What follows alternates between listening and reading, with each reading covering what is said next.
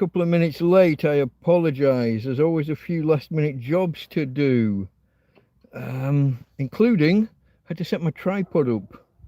Let me show you my tripod. For those that don't know, there we go. But my light is set upon 3 cans. 3 cans my light is set upon.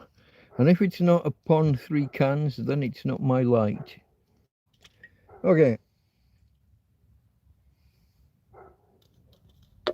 That was supposed to be one of the jobs, finishing off the last can. Get the next one ready. Okay, folks, let's give it a couple of minutes while we wait for people to arrive. I appreciate the thumbs ups. And cheers to you guys that are here right at the start. I'll tell you now, I am not sat comfortably. And I got a couple of devices that I'm struggling to keep powered. The 12 volt DC adapter, the cigarette light adapter for the EcoFlow keeps springing out. I think the problem is with the 12 volt adapter rather than the EcoFlow. Previous adapters have worked fine. I'm very warm as well, folks, actually. Take the snood off for now. I don't know if it's because I've been running around. Possibly. I'll put that there. I might even take the jumper off in a minute. Oh, and I haven't got my coffee down. My coffee's been sat waiting for me for the last half an hour. I made it at about 9:15. Because why not? What's that? Oh, I got a coin stuck to the magnetic corner of the phone. Not quite sure why phones have a magnetic corner. Not sure. Okay, who's here? Let me scroll back. Oh, everybody everywhere. Live chat rather than top chat. Live chat all messages, so you don't miss anything. Hannah, hello Hannah. Hannah says hello Mike and Tina. Tina is with me. We've got fireworks going off in the background, so she's hiding under the under the duvet. I'm just stroking her now. Maybe she might pop her head up in a minute or two after the fireworks calm down a little bit. You okay, babe? Tina's okay. UK Richie, hello. If you're sitting comfortably, I'm actually kind of not. But if you guys are, that'd be good. If you're sitting comfortably, then I'll begin. I'm a little bit not sure what's going on. Okay, we have 10 people arriving. That's nice. Good start. Hit the thumbs up, folks, if you wouldn't mind. Fama Fabrizio, welcome. Hello, everyone, everybody, everywhere. And he welcomes everybody to the stream, including myself. Okay. That's your charged energy, Mike. It's not the phone. I think that's meant to be not. Roger, DJ Son is in the house. Hello, Roger. Jasper, whoa, and we're jumping already. I don't like that. The chat is jumping already. Really, as soon as I take my hand off. So this Russian woman survival video, she complains of not enough viewers. I said, don't worry, at least you got more than 60 subs. She said, I'm not amateur like you. Oh, look at that. You're offering words of encouragement. And she bitch slaps you. Sod that.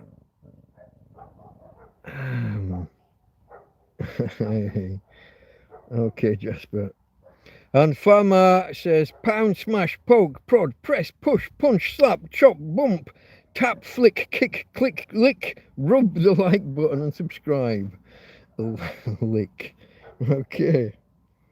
That's me up to date, I believe, with everybody. It's a bad sign that it started jumping already. I don't like that. Yeah, look, there we go. I see whether I can cure it by going top chat and then back to live chat. But live chat for live chat to see all messages. Top chat, the default chat option, will filter messages. Everybody, you need chat to take part correctly in the stream. Now, let me do my intro. We're 5 minutes in. People are arriving. The channel is Delta Mike, down and out in Torrevieja. Delta Mike. Allegedly, that's me. Not my real name, obviously. Nobody's called Delta. But we'll go with it for now. So that's Delta Mike, down and out. Homeless, a tramp, a hobo, a vagrant, an indigent person, a person of no fixed abode, someone who lives rough. No, I've missed one, haven't I? Did I miss bum?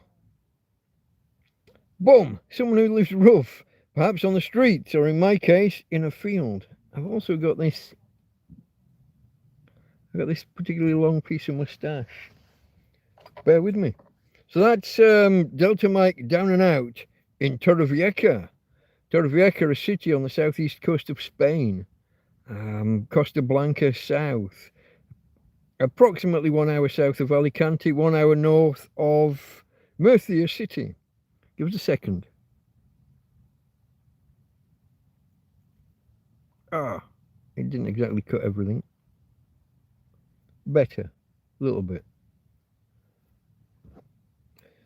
Tash hairs in my bed now, though. I don't mind. AKA Mike the Delta Force. Delta Goodrum. Is that the singer person that is actually called Delta? Probably just a stage name. Where we go. Laugh my ass says, the best thing you can do is not subscribe to that particular woman. Yeah. Or unsubscribe if you already were. I'm not an amateur like you. There's a lot of people bitching about YouTube viewership. This is a thing at the minute. Viewership and ad revenue, and the two are tied, obviously, for people that are monetized. Personally, I think that YouTube have changed it. Well, I know they've changed the way that they're counting viewership. They're also using anti-botting kind of technology. A lot of the top creators got to the top by faking it till they make it. You line up 10,000 bots, you say, hey, look at me, I've got 10,000 concurrent viewers. Then YouTube push you out and you become successful because the algorithm. They're now employing anti-botting technology to stop bot viewers and bot subscribers, or to reduce them at least. It's not even in YouTube's interest to minimize it too much, because therein lies the ad revenue. When they're saying to their advertisers, advertise on YouTube because this guy gets 10,000 viewers. They don't want to cut that down to 1,000 or 500, do they? So there are inbuilt biases and incentives on all sides. Personally, I can't afford to pay for botting, so I'm sat here with 8, 9, 10.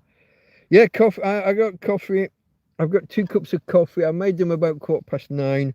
They're in insulated cups, so they should still be. Let me see. Yeah, that's just perfect. Not too hot. Still got a bit of a kick to it on heat.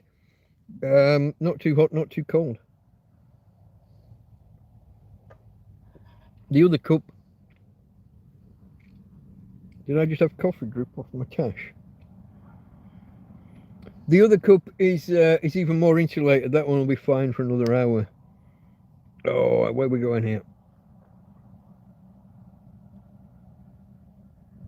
Have you seen the man from New Zealand doing homeless videos in the UK? I don't think so. I don't think so. I follow a couple of homeless guys, but I think they're mainly in America, because everyone's mainly in America. Where are we here? It just jumped backwards on me this time.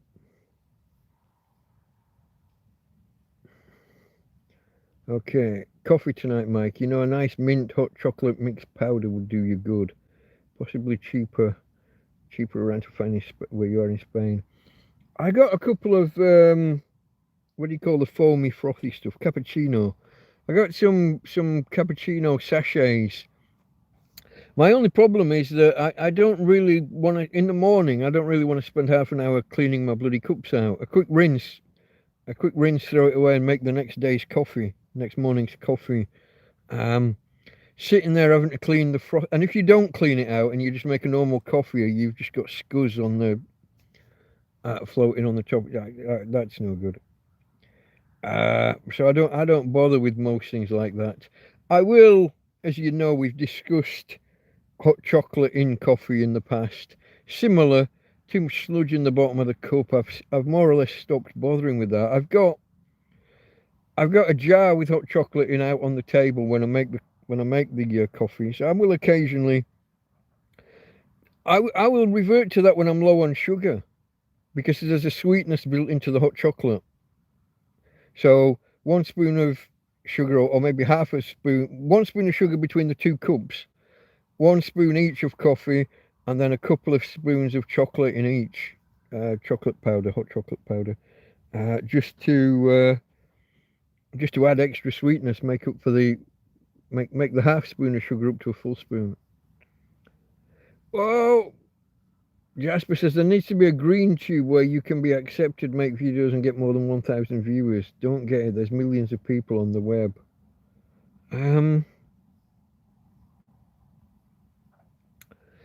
Are we connected? We're not connected by email, are we, Jasper? But we are connected on Twitter.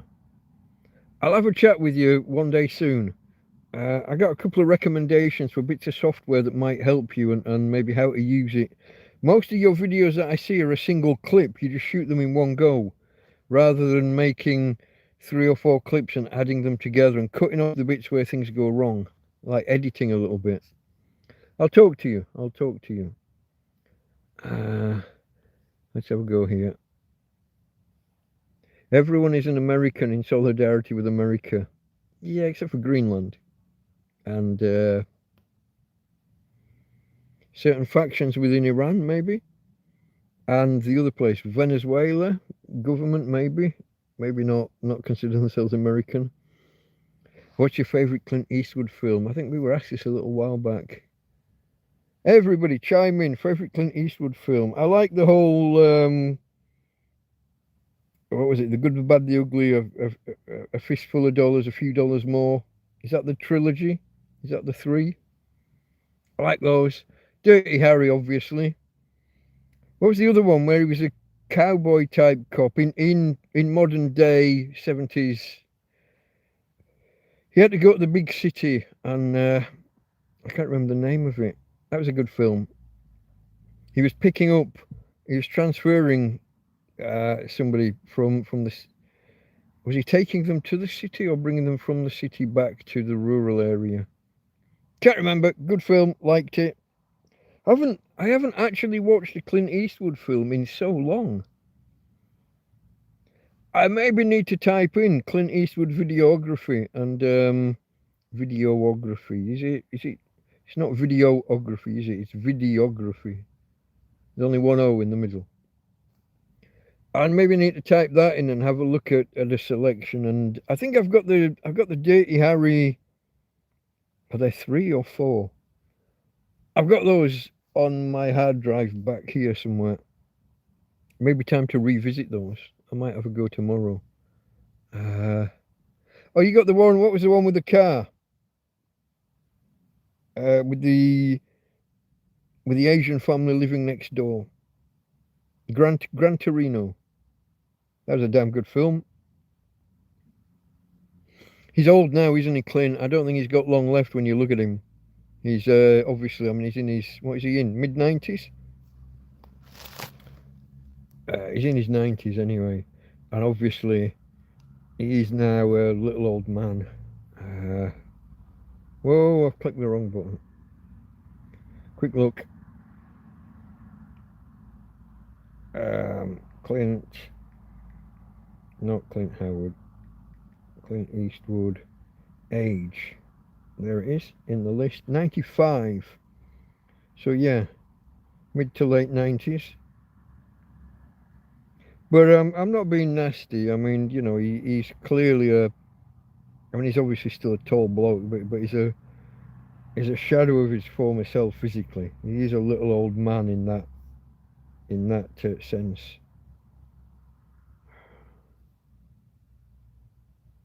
"6'4", allegedly. Originally, probably not anymore. Coogan's Bluff. Yeah, yeah. What was the one? Sister Sarah. Three mules for Sister Sarah? Was it? Whoa, it's scrolling on me. I'm not liking this. High Plains Drifter. Yeah, yeah. Is that the one, the man with no name? No, probably Pale Rider?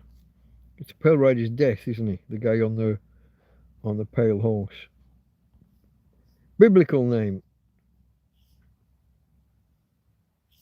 Where are we? I think I've missed something.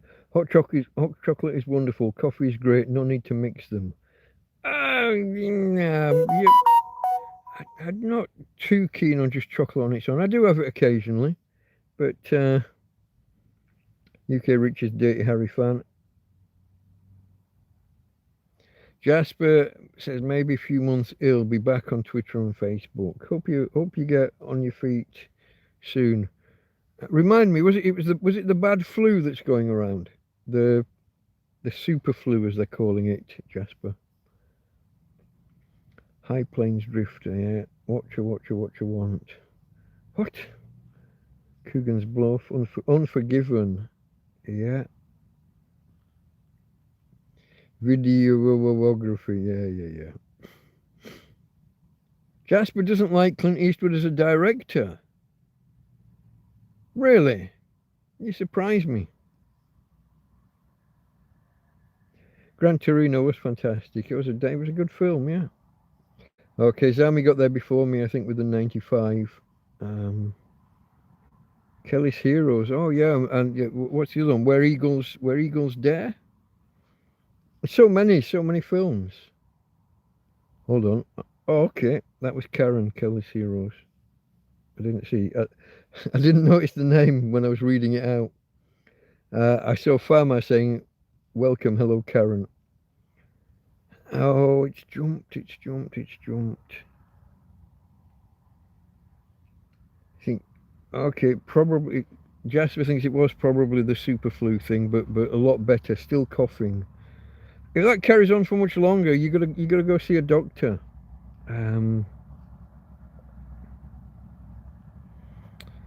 Farmer's phone wanted to autocorrect influenza to influencers. That's funny. Sergio Leone, all of the spaghetti westerns, yeah. Yeah, Karen had a chest thing going on, a cough thing. I think that's me up to date with chat, folks. Wow, that's unusual for me to be up to date with you all this early. No mass tangents so far. No mass tangents. Quick swig of coffee. Hand in front of the camera. I apologise. I'm an Italo Western fan. I think you said with what were the two blokes? Bud Spencer and I can never get them. Those are kind of comedy westerns, though, aren't they? In a way.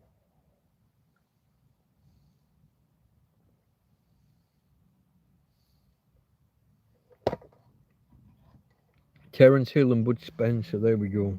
Thank you. You are indeed correct. Spaghettini westerns. Are they a little bit thicker?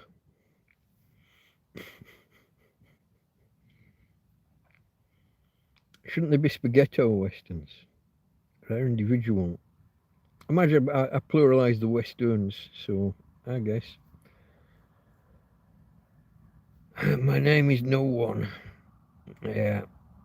I think we've discussed this one in the past, and I think I've seen clips online, but I'm not sure I've actually seen the whole film.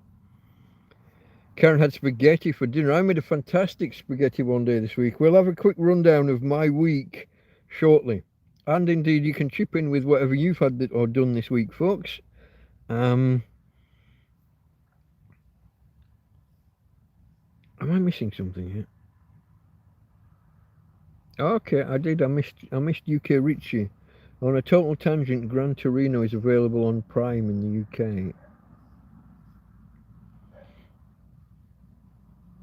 I remember it when it was called Love Film before Amazon bought it. But there you go. That's probably a few years ago now, isn't it?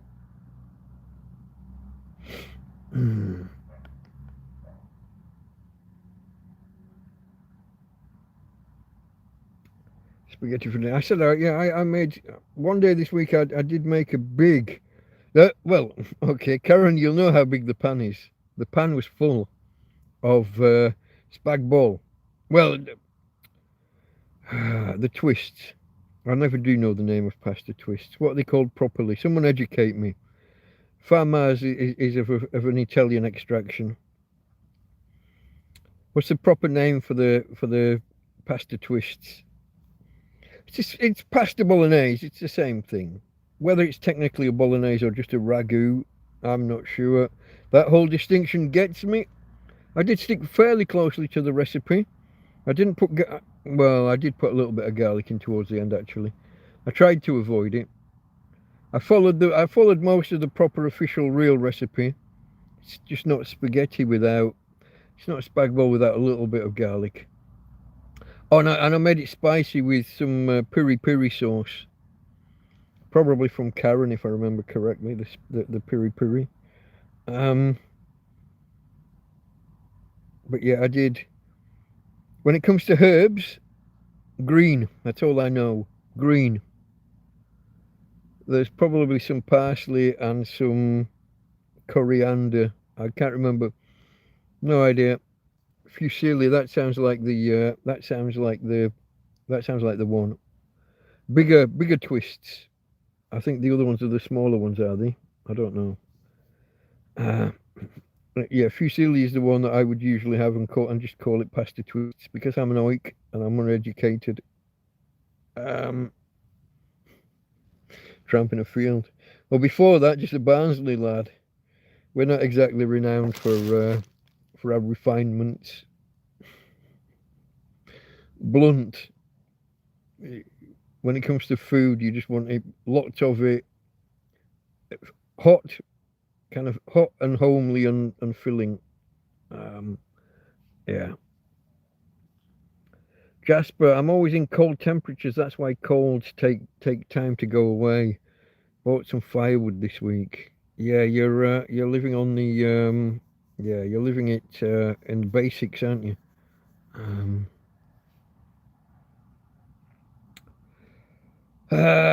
Hashtag is Michael, not Mike, if I remember correctly. Is everything okay? Have you been up to much today? I am about to do a quick run through of the week's events shortly. Today, nothing too special. Just managing my power, I guess. Yeah, forecast was for all cloud. It started off kind of misty and then some high cloud. Then the sun broke through and things got okay, and then it got cloudy again and a little bit of rain. So mainly it was managing the power. I was short on power after last night. We'll get to this, but my mate Joby came around yesterday. His solar panel is kaput after some cold weather. He thinks that cold weather caused the plastic on some cables to get brittle, and he thinks that internally it's one of those flexible, one of those foldable kind of wallet panel things. He thinks that the positive and negative have touched each other after their inner cables have cracked and fractured. He thinks it's shorted out in the weather well, he was down to zero where he was. He got up one day, opened his tent, and he's got his old tent, though the kind of the somebody cut his old tent open.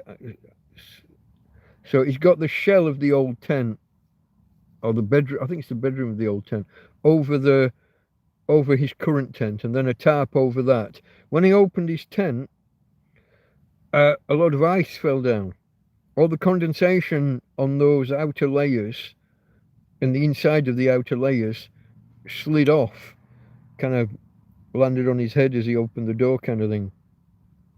But at that same time, some of his electronics went bad, and yeah, So he came round for me to top up everything, or as much as I could. He's got this huge, like a tower power bank, like a cubic, but rectangular. Is that cuboid? I don't know. It's a tower anyway, and so it's square in cross section, but high. It is to a square as a cylinder is to a circle. I haven't got the vocabulary, folks. I should have, but I haven't. I can't think what that would be called. But if a circle was brought high, forms a cylinder. Well, this is a square brought high, forming a kind of a square column. Anyway, it holds 50 amp hours, 50,000 milliamp hours. I'm not a fan of thousands of milli, as you know, so I will just say 50 amp hours. I had it on charge all day. It's USB A to C rather than C to C. But it was taking 10 watts, and it was plugged in from 10 a.m. until 4 p.m., so 6 hours. And I think we got to 30%, maybe 29% charged. But at the same time, I charged his phone, another power bank, a more normal power bank, and a USB light, a USB powered lamp that he has. So I gave him as much as I could in the time we had, but it meant that I'd not charged anything of mine all day. And like I said, we'll get to this shortly, but it meant that I had quite a high charge by the time we finished charging the EcoFlow. I had power, but I had everything was drained. I'd not run my fridge all day, or my freezer, whatever you want to call it, my fridge freezer. I'd not run that all day. My tablet was more or less discharged. My phone was more or less discharged, and I had to get the batteries for my lights here charged.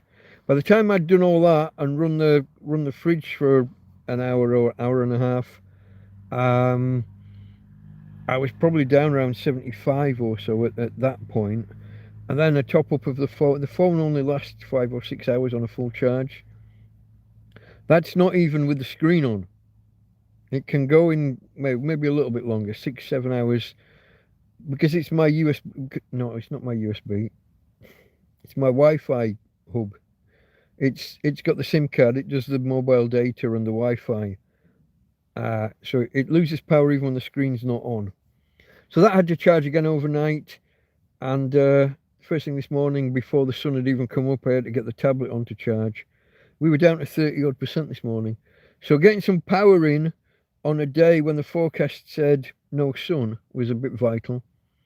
It took until lunchtime just to get from 37 or whatever we were on up to 50. But then the sun came out for 2 hours. We had 2 hours of sun, got up almost to 100%, and then cloud and a little bit of rain, actually. Only spitting, nothing serious. The forecast all week, the forecast has been cloudy with a chance of rain, cloudy all day with a chance of rain, and that's been the week, really. I got full of notes. We'll get to shortly, folks. We'll get to shortly. Let me catch up with everybody. Hold on. Nice. Let's talk about nice and potatoes and stuff. What have I missed? Here we go. I've missed you again. Look, what's happening?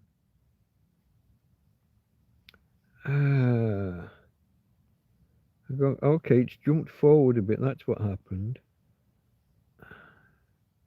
Right. Nice rich actual potatoes. What? Oh, here we go. It's jumping about me, folks. I thought I was scrolling back, and I'm back where I was just there. So there was garlic with spaghettini. Okay, delicious simple tomato sauce. This is Farmer. With garlic, use spaghettini. You'll love them. Also add some heavy cream to the tomato sauce to make a rice. I don't know if that's right, but you'll love as well.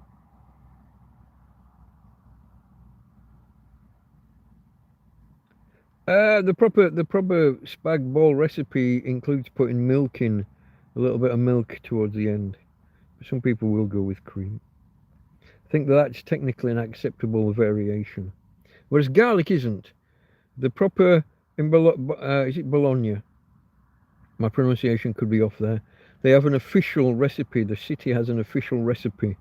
And there are some variations that are allowable, and there are some that are absolutely verboten, forbidden. And garlic is just not allowed.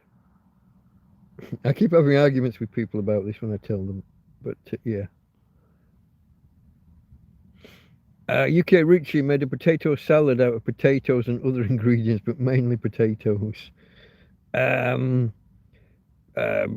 generally what new potatoes, either halved or quartered, a bit of mayonnaise, a bit of sweet corn, maybe a bit of grated carrots or finely chopped onion.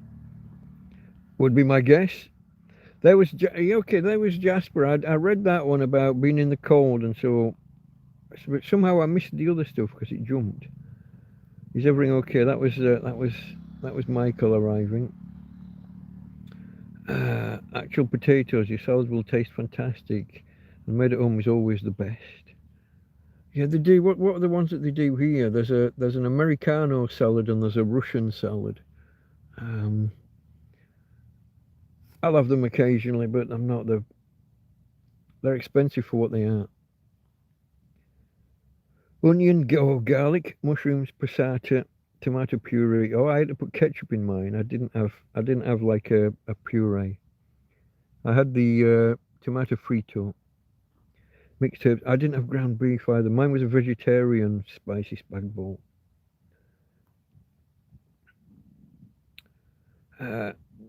Boiled potato mayonnaise with some green stuff. What, like the tops off spring onions or something? Or are you going with parsley and coriander? Grated cheese on the top. That's a nice. Darren, hello Darren. Darren, let's go, champ. Evening, Mike. How's things in Tina girl? Tina is currently laying next to me, pushing hard against me, but she's just started running in her sleep. We had fireworks before. They've quietened down now, and I think she's relaxed, gone to sleep, and she's having a little run. Having a little run in her sleep because she can't do it in real life. Farmer talking to UK Richie. It doesn't matter. You made it at home with fresh ingredients. That's wonderful. Restaurant passes hundreds of thousands of meals through their kitchen. I don't care how fancy the place. It's not good for you. Bad biome from restaurants. Farmer again. Pound, smash, poke, prod, press, punch. No. Let me begin again. Pound, smash, poke, prod, press, push, punch, slap, chop, bump, tap, flick, kick, click, lick, rub the like button and subscribe. Don't subscribe until you've seen 4 or 5 of my videos. I'm not for everybody. If you're new here, folks, if there's anybody, we've generally got quite a lot of lurkers at any one moment in time. I probably should repeat my intro a little bit more often, although it's a little bit long nowadays. But there'll be like 13, 14, 15 people here through most of the show, and at the end I'll see that we've had about 150 viewers. So people click in, watch 5 or 10 minutes and leave. Maybe it's not for them, maybe they've got to be somewhere else, maybe they don't want to watch 4, 5, 6 hours. It's available on catch up after the event, folks, for when you are in a mood for something just in the background. Works well through the day while you're at work or while you're driving or something. Some people like to listen to me while they go to sleep. That's how boring I am. I will put you to sleep. I do listen to it myself at night sometimes. But I am homeless. I am, therefore, in my own words, a tramp. Some people object to me using that term. Some on just on the term that they think the word's derogatory. Others because I'm not technically a tramp. Technically moves around looking for work. And I'm not allowed to work in Spain. I'm static because circumstances. But in modern British English, homeless equals tramp as far as I'm concerned. So put it in your pipe and smoke it if you disagree. Let me have a look. I think it didn't jump when I took my hand off that time. Zami says, I love podcasts like this. I live on my own and it gives me company. Cheers. That's the way I advertise it. But what is it I say? You weren't doing anything else tonight. You might as well come and talk to a tramp.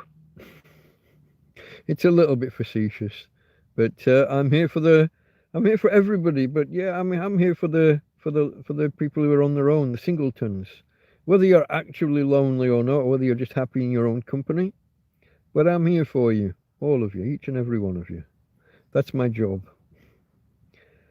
This is Farmer Fabrizio. He says, absolutely, Zamir. It's wonderful to have you here, truly. Also tell Mike to listen to Karen and cut his hair. Did she say cut my hair again, or was that just last week? I haven't seen Karen say that this time. But it is jumping sometimes, so I don't know. We'll see.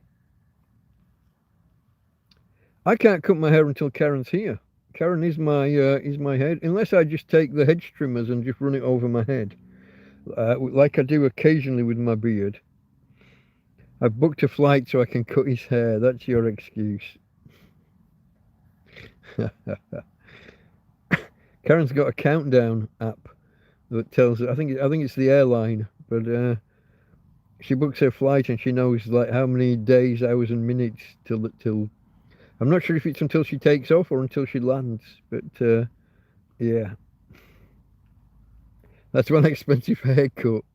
You better do it then and not complain. I never complain about my haircut. I'm very appreciative. Right from the first time, after I'd had to cut I had a ponytail that went. I had a ponytail and I'd folded it over, wrapped it in a bit of a scrunchy kind of thing, and the whole thing had kind of melted on my head in the heat. And about 5 months later, it was pulling tighter and tighter and tighter. It was kind of scalping me. And I spent a week prodding things under this kind of, it became like a bun. Prodding things under and pushing up and trying to loosen it off. And I got to the point where I could kind of put my fingers in and pull up. And then I just took a pair of scissors and I went around and cut. And I thought it was going to leave me with a bald patch. I thought I was going to be Friar Tuck. So I'd made sure to have a baseball cap ready. But it actually came off wonderfully. It actually left me with quite an even haircut, because all of my hair was pulled back into this bun. So when I cut it, it was, as far as I could tell, I mean, I couldn't see the back, obviously, but it didn't look too bad to me. Carried on wearing the baseball cap in case I was wrong, because, obviously. And it was winter, it was cold. It was the day before Christmas Eve, the first Christmas that I was homeless. I got bitten to shit last night by a mosquito. Only 3 bites, but they came up fucking huge and they itched like shit. The first one, I was awake when it happened, right in the middle of my bastard forehead. Then one on my wrist, that itched for about 2 hours. And then another one off to the side of my head. I thought it was going to be Worf in the end. I thought I was a Klingon with all the lumps and bumps on my fucking forehead. Things gone away. I've got the dregs of a fly spray left. Still haven't been shopping yet this year. Supermarket shopping. Probably need to go soon. Sometime this next week. I've got plenty of bits. But I need to get a fly spray. They're starting to come back. They've been away for the last couple of months. But yeah, it won't last forever. UK Richie's on his own and loves this podcast, and probably many others. Pineapple on pizza, please. For my own sanity and all that, totally don't put pineapple on a ham pizza, that's okay. A nice ham and cheese pizza with a bit of pineapple. In England we have gammon and pineapple, and gammon is a certain cut of ham. And it goes lovely with a fried pineapple ring on top. Got to fry the pineapple ring. It's nice just warmed up in the pan, but it's better if you actually put it next to the gammon and kind of fry both sides of the pineapple. Marie's in the house, just jumping in to say hello. Hello, Marie. Passata is the main sauce. Like tomato puree, yeah, tomato puree. You only put like a tablespoonful of the puree. It's the thicker, more concentrated stuff. But we got various Frito and Tritter. I can't remember the. One is sieved and one is fried. Tomato Frito, I think, has been fried. You've got Triturada, and there's another one. It's probably the passata. I don't know technically what the difference is. The level to which they've been sieved or cooked or whatever first. No idea. But I got various combinations.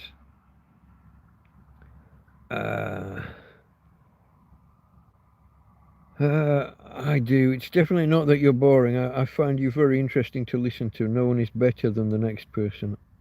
Oh, I'm sure there are better podcasters than me. You might not be a better person or whatever, but there are better creators. And certainly when it comes to like editing videos and things, when it comes to the proper prepared videos. Jasper puts his hat on, cuts around. Always cuts his own hair. He didn't used to be a pudding bowl in the 70s. You used to put a pudding bowl on and cut around. And then people did the same thing and took the curling tongs, turned it under, and that was a Purdy, wasn't it? Purdy from the New Avengers. Along with Gareth Hunt shaking the coffee beans. Showing my age, about 1973 or 4. The New Avengers. Karen thinks my voice is soothing. Yeah, you're all the bunch that told me to do an audio book and then nobody listened to. UK Richie, don't actually live alone. I have a cat. Right, yeah, pets, yeah. Always nice to have a pet, but yeah, no other human in the house. That's what I mean when I talk about being alone. I obviously have a Tina Doggie Darling. For now. Rambo the cat would be very annoyed. I said I live on my own. This is true. Karen cuts her own hair. Yeah, but you're a professional, Karen. You know how it's done. Karen is an angel. She is indeed. Beard trimmer cut hair better than scissors. Karen uses. I think I've got two devices. One's an actual beard trimmer, and one is meant for hair. Karen got me the hair trimmers, and Anthony's son, wasn't it? It was Anthony's son got me the beard trimmer. Ronan, sorry mate, brain fart. No offense if you're watching. I doubt you are. You're young. He'll be out doing something proper at the weekend.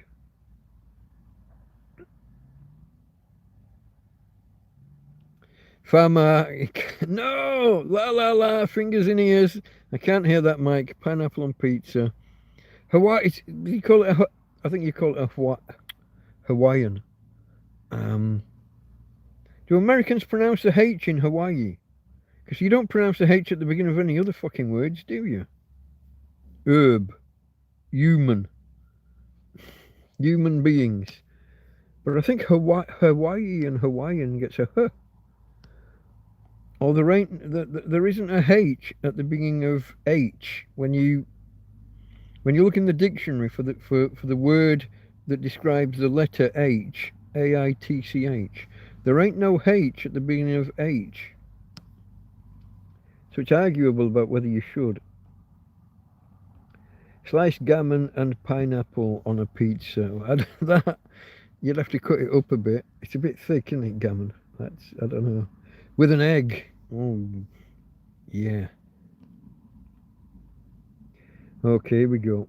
Yeah, you're right. His voice reminds me of that fella who does the wildlife documentary, David Attenborough. That can't be right.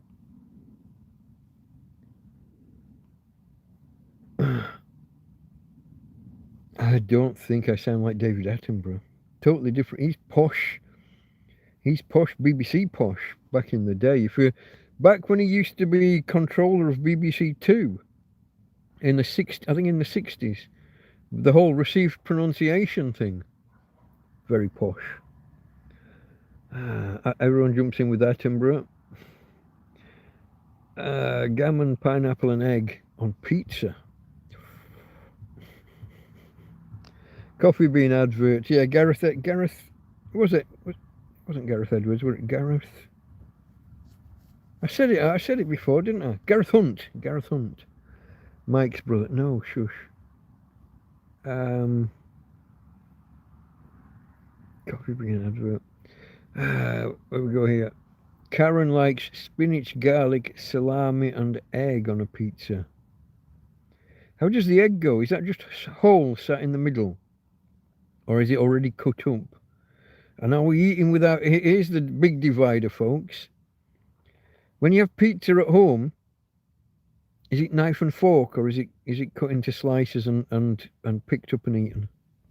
It'd be difficult to eat one with an egg with your hands, wouldn't it? Like in a restaurant, knife and fork. And by restaurant, I mean fine dining. Fucking proper tablecloth made out of cloth. I'm not talking McDonald's or, I don't know, Pizza Hut. Gareth Hunt advert is funny when he shakes the beans, yeah. Dead now, isn't he? He died a few years ago.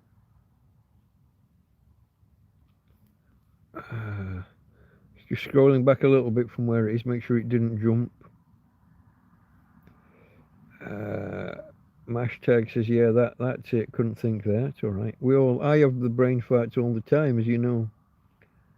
Egg on pizza, yes. Ham, prosciutto. Oh, you're going like a cured ham rather than a gammon kind of ham. Spinach, yeah, pineapple. I reserve the right to subconsciously not see it. You got David Bellamy beard. I was a David Bellamy fan.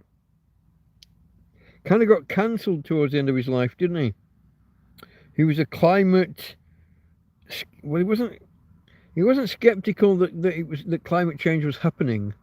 He was skeptical about the cause. That basically, he was open of the possibility, but like myself, that it hasn't been proven to be man-made, or to the extent to which it might be man-made. One of my controversial takes, folks, a whole egg. Oh, you leave the fried egg whole in the middle. Okay. Like a peaceful voice. Okay. I'll believe you. I got to admit, I do enjoy listening to myself. By the time I've finished a 4 or 5 hour one or longer, I think we've gone up to 6 hours in the past. We should try for a longer one day. By the time I've done 6 hours, the next day I don't always remember what all the conversation was. So watching it back reminds me of what happened. Karen's asking who's died. I think it was I think we were talking about David Bellamy, which was probably about 10 or 15 years ago that he died. Where are we going? In fine dining, pizza should be eaten with a spoon. Nice, okay.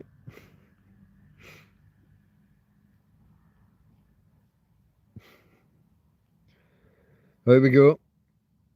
The cause has been established some time ago. A boss I had recently was equally skeptical.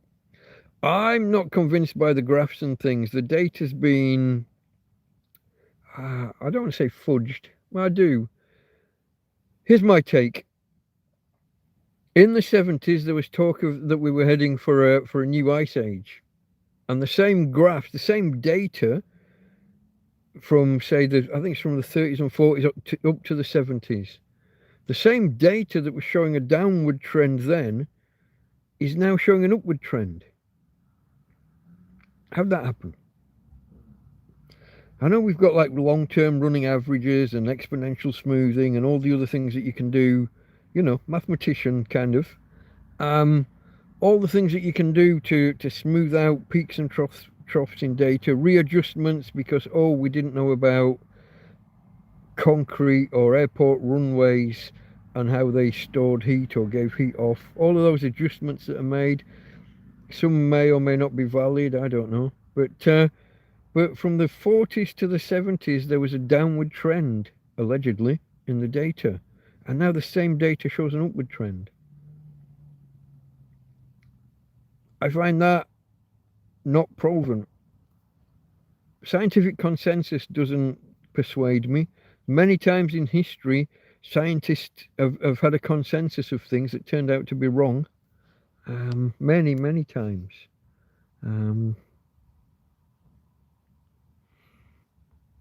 Hello, DFB.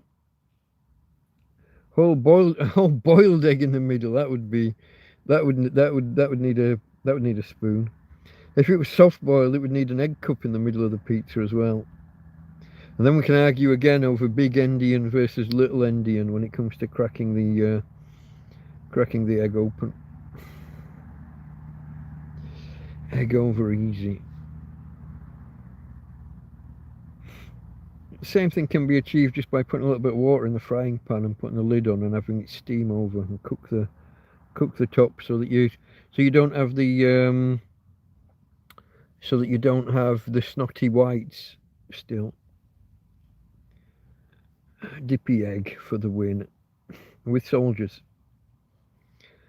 They're all making me hungry. Yeah, no, we shouldn't be doing this at this time of day. I'm in a where Farmar is. Where are you? No, it's probably 2 in the afternoon, is it? I mean, here I'm on. What am I on now? I'm coming up on 11 o'clock. The UK will be coming up on 10 o'clock, 10 p.m.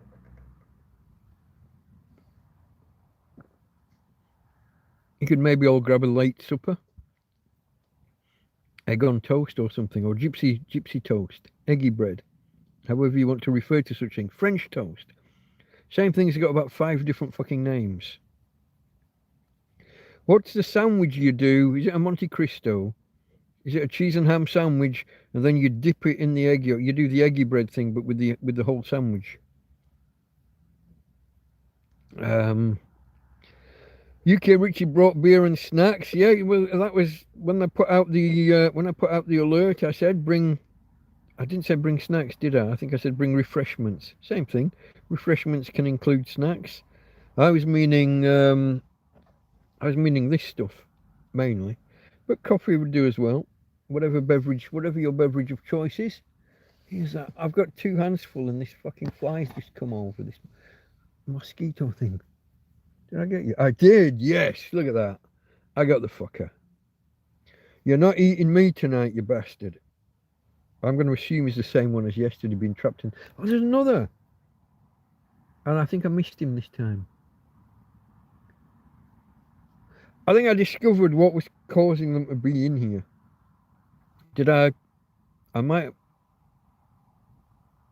Have I done a stream this week? I haven't, have I? Sunday was my last one.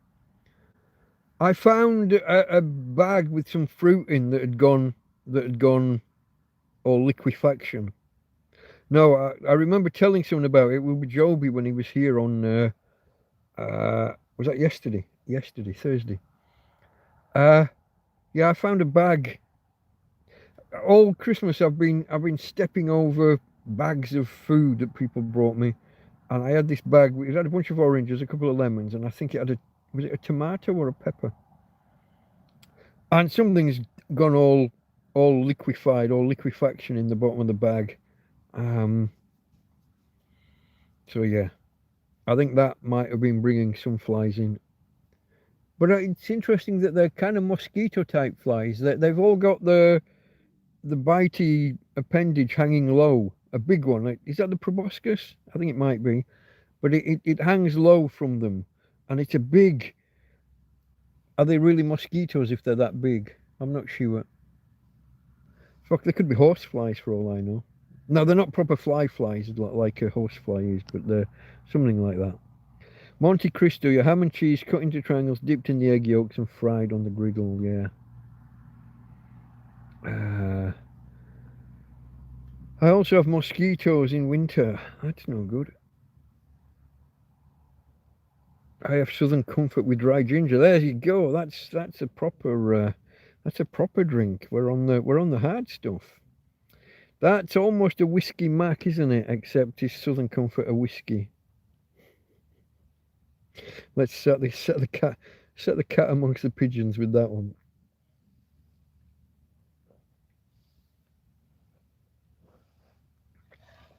I think it's a whiskey mac, isn't it?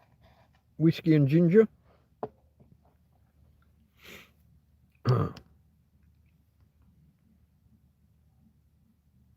Is that what Big Clive calls a dark and stormy?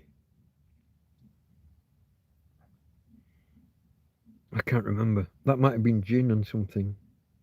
Back when he did radioactive gin using a fluorescent drain cleaner. If I can confirm for me. I'm going back, Mr. Miyagi. Yeah, I did get that one, but then I missed the one. It would have been excellent if I'd got that. It was within arm's reach, that second one. If I'd got two on the bounce, that would have been. Oh, maple syrup. You have to go too far, farmer. What is it with people on your side of the Atlantic? Every meal becomes a fucking dessert. Beer and snacks. Looking forward to seeing Tina, says Karen. She's snoring next to me at the minute. I'm not going to disturb her just yet. Inception hunger. Okay, we're back to the dippy egg, and you're all making me hungry, said Farmer a while back. I'm usually the one making you all hungry. You are indeed. Oh, here's a question for you, Farmer. Where was Scruff Dog on Wednesday? I must have fallen asleep last Saturday. I fell asleep about halfway through, I think. Did I watch it Saturday? I think I did. I fell asleep halfway through the week before. Why? Where was he? Why was there no stream Wednesday night? Don't know. Okay, that was UK Richie brought beer and snacks. French, that's the maple syrup. That's a step too far. Rye and ginger, yeah. Whiskey and, okay. Rye and ginger, nice drink with ice. Rye, whiskey and ginger ale. Don't know, folks, don't know. I said about an hour ago, almost, I was going to give you a quick rundown of my week. Let me just bring that up. And we'll just very quickly, this is not the old-fashioned TrampCast. This is just a quick, I've already told you about half the week, haven't I, when we discussed Joby coming around yesterday. We'll have a quick summary. No, it's for TrampCast Hangout. Here we go. I'll have a quick, okay, I'll just switch back. Don't think I've missed anything there. I'm up to date. Oh gosh, where do I? Strobillomyces. I'm gonna go with Is it? Am I meant to break that into two words, or is that one long word? Strobillomyces. That's my best attempt. Feel free to give me a pronunciation guide. UK Richard loves Southern Comfort. It's a bit too sweet for me. No means all the whiskey, it's a liqueur. You see? You're agreeing with me. Let me begin. Let's begin. So last Sunday, as you know, I did a cookery stream. I haven't watched it back yet. I must have been a little bit more. When I saw the state of the table the next day, it is whiskey based but sweetened. Yeah. When I looked at the state that I didn't clean up after myself on the day, and I cooked so much, and I got it into the Tupperware and got inside, didn't I? So my notes for Monday. Literally, this is the extent of my notes. When I don't trust the screen, it goes off too quickly. Monday, nothing to report except leftovers from Sunday. I basically had 3 portions of Sunday dinner on Monday. 3 whole Sunday dinners from the Tupperware. On to Tuesday, and it's the start of 2 days where the weather forecast says there's going to be no sun for the entire period. It's all just cloudy, cloudy, cloudy. Foggy start to the day. I'm looking at the brightness. I'm looking where there's no tarpaulin over the roof at the other end, and I can see the sun. Obviously, that's the south end of the tent, so I can see the sun kind of coming around at 10:30, 11, and it's starting to look bright. But the app's telling me that the EcoFlow is getting no power, which was a surprise. Then we get like fuck off bright sun, and the EcoFlow is still reading 0. And I've discovered that there's something about the connector on the EcoFlow, the XT60i connector, the pins, when you look at the connector on the EcoFlow, it's like these circular, almost cylinders, but they're made out of four lots of quarter circles. And over time, apparently, they get squashed in. And so instead of being a circle with four pins like that, they become like that, and the connector becomes looser. And I think this has happened to mine. It's starting to just, you look at it and it falls out. So I discovered that this thing's become disconnected. And so for the last hour and a half, probably I should have been getting some power from the brightness. Even before the proper sun came out, when it was bright, I should have been getting 20 or 30 watts. And I just thought, oh, it's not bright enough yet. When the sun did come out and when I'd got the connector in, I was getting 80 watts straight away. So for an hour, I've been missing out on power. That was a little bit annoying. But anyway, such is life. Got the EcoFlow full by 1 o'clock. And my friend Mark. Now, you got to go, folks. You got to go. I'll put a link in a pinned comment or something after. Or I'll add it to the pinned comments. His channel is called Mark E's a Womble. So Mark EZ and then Womble. Like Wimbledon Common. I can't explain the reference at this point for those of you not in the UK. If you don't know what a womble is, look it up. WOMBLE. But Mark does these fantastic drawings in the sand now. He did one the other day, and he left it. He figured it would be gone by morning because the tractor goes over every day and you know, to rake the sand and with magnets to pick up all the crap and clean the sand. But the driver had stopped short and left his his sand drawing. And when he went back the second day and saw it was still there, he added to it and enhanced it. And it's fantastic. I'll give a link, but he's got a YouTube channel and I think he's also Instagram. I don't do Instagram, so I might not be able to link to that. He's on Twitter as well. I think it's the same username. Mark EZ WOMBLE. Mark E's a Womble. There may be an A in there. I'm not sure. Great Uncle Bulgaria. That is indeed the reference. Yeah, the Wimbles of Wimbledon Common. The Wombles of Wimbledon Common. Making good use of the things the everyday folk leave behind.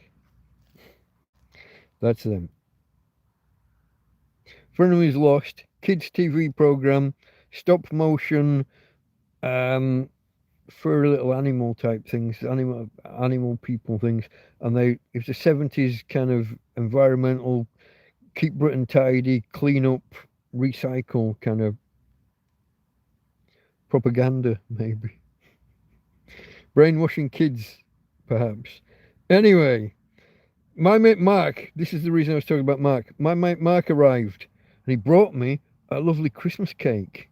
An English, a proper, so not Christmas pudding, but the Christmas cake with the, I think it was icing and marzipan, and then the dense brown, I want to say sponge, but it's not really that light. And then all the currants and raisins and whatever goes in. And kind of, it's got a slight alcohol-y flavour to it.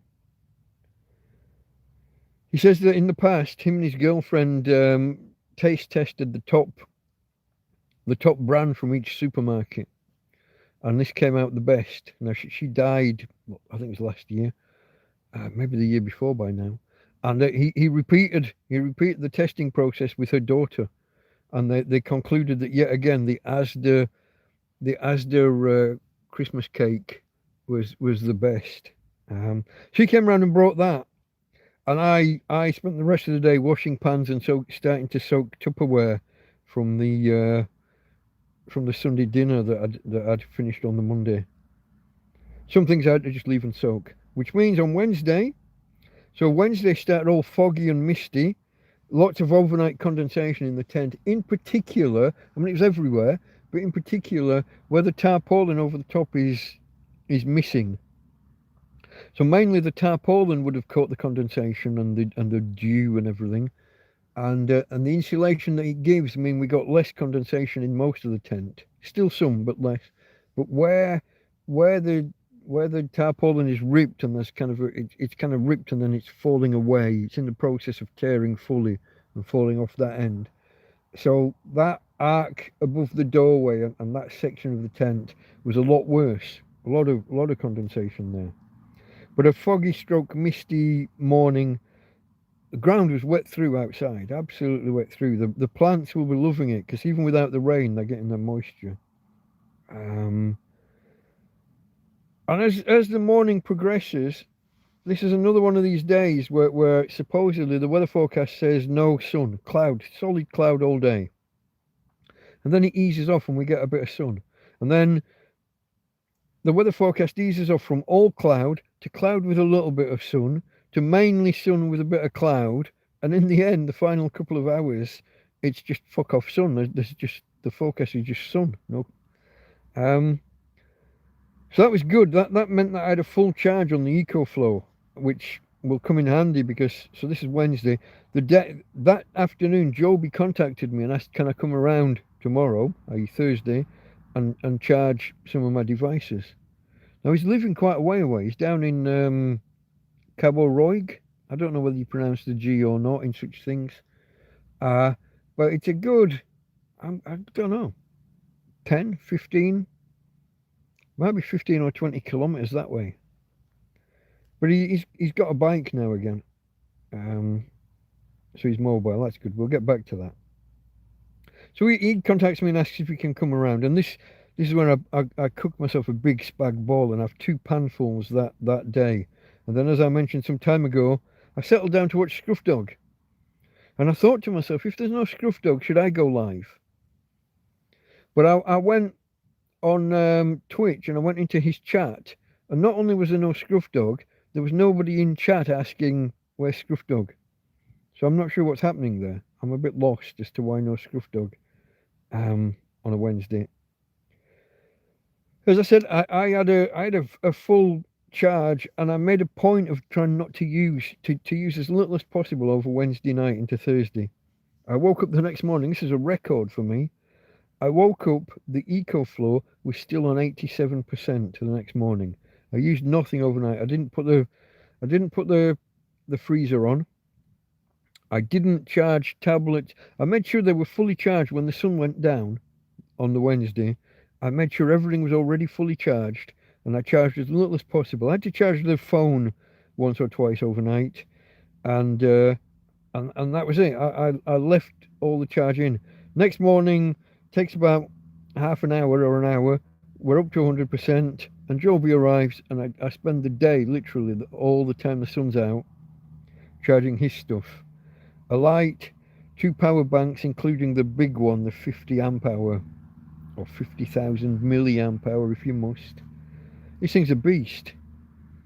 Charging that and his phone. So when he leaves here at 4 o'clock, he's all fully charged. Just as he's about to leave though, we had these 2, the most ignorant cunts I've ever seen. 2 lads got out of a car at the top of the field and they literally came walking down through the field. And I thought, oh, someone's going to come and say hello, or maybe they want to. They look like teenage lads. I can't judge. Anywhere from 15 to 20. I don't fucking know.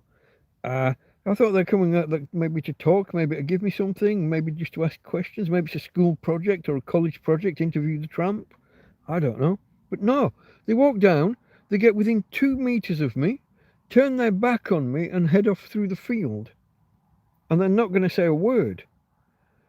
They've literally walked right down, right in full view. We're stood there. They get almost within arm's reach, and then just turn their backs and try and cut through the field to go up the other side. It's very overgrown, big thorny bushes.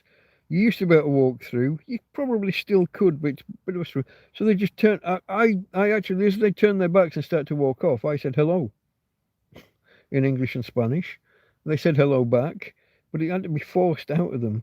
And they get halfway through the cutting through, turn around and just come back and go and not another word. Now, I was a little bit suspicious. They could just as easily have gone on the top road and go the other side of the field where they were wanting to go, where that big abandoned building is and a smaller set of apartments. And that house down on the cliff. You get there by going further along the main road and then just down a big wide open. It's not even a path. It's kind of a field with nothing in it. Empty, like bare soil, bare land. So what was that about? Were they just trying to cut through and see if they could cut through? Were they coming down? They looked like likely lads. They looked a bit like wrong uns.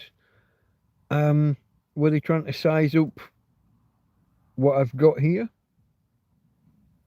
Don't know. And of course, I had this was late on. I'd moved the solar panel around. I'd actually daisy chained, which is something new that I've started doing. When the sun gets around and the shadow of the tent is on the solar panel, I just move the solar panel around a bit now, stretch it as far as I can, and lean it against one of the water bottles. When the sun moves around even more and the shadow moves and covers that, I'll daisy chain things.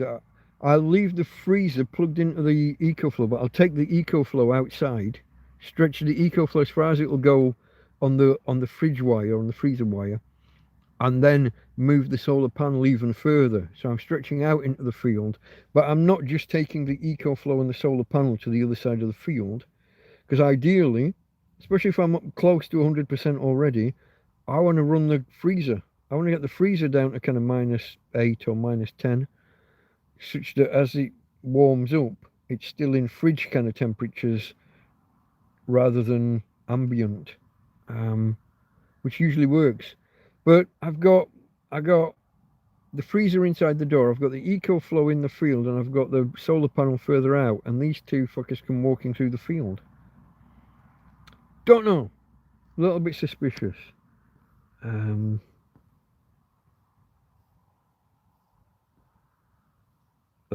just going to catch up here.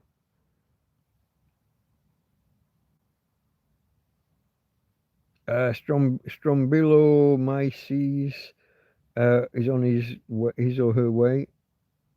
It's Latin for a mushroom called Old Man of the Woods. You're an American, okay. We got a couple of people here, I think, from the other side of the Atlantic.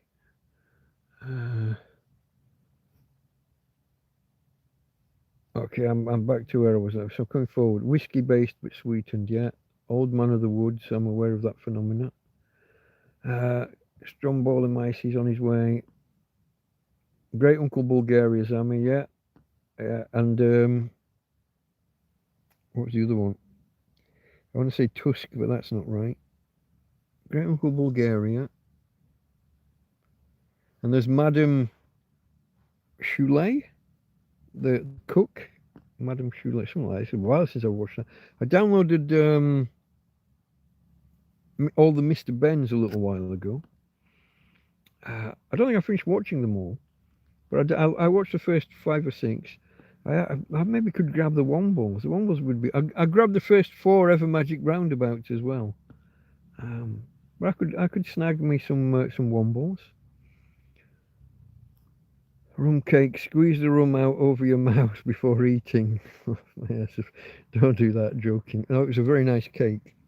I'm not sure what the alcohol in it was. Could be just private people, or could be related to the owner. Either way, let them be. Oh, no. They were. I think the owner would probably be Spanish. He sounded German or Germanic, possibly Swedish or Norwegian, but possibly just outright German. I can't tell the difference in the accents. I didn't catch many words as they were talking to each other. But anyway, this was Thursday as Joby was about to leave, and so the reason I woke up this morning with not much power is because I hadn't run the freezer all day yesterday while the sun was out. So I ran it for an hour and a half, maybe 2 hours last night. And then I fell asleep. And this was twice this week this has happened. I haven't mentioned it earlier. You ever done this where you fall asleep and you wake up and you've had a fucking full night's sleep? I did it once earlier in the week, and there was a lot of traffic on the main road. It's dark, a lot of traffic. I told myself, oh, it must be 7 o'clock. That's when traffic starts to build up here. People don't really go to work at 6 o'clock in Spain, as far as I can tell. There's not that much traffic 6 in the morning. It's like 10 past 7, half past 7 before it gets going. So I hear all this traffic, and I tell myself, oh, it's 7 o'clock, and I flick the phone on just to look at the time. So this is the earlier in the week. This is not Thursday into Friday. 1:30 in the morning. What the fuck all the traffic was, I've no idea. But I've had a full night's sleep, and it's 1:30. So anyway, back to last night. I fell asleep about 8 o'clock.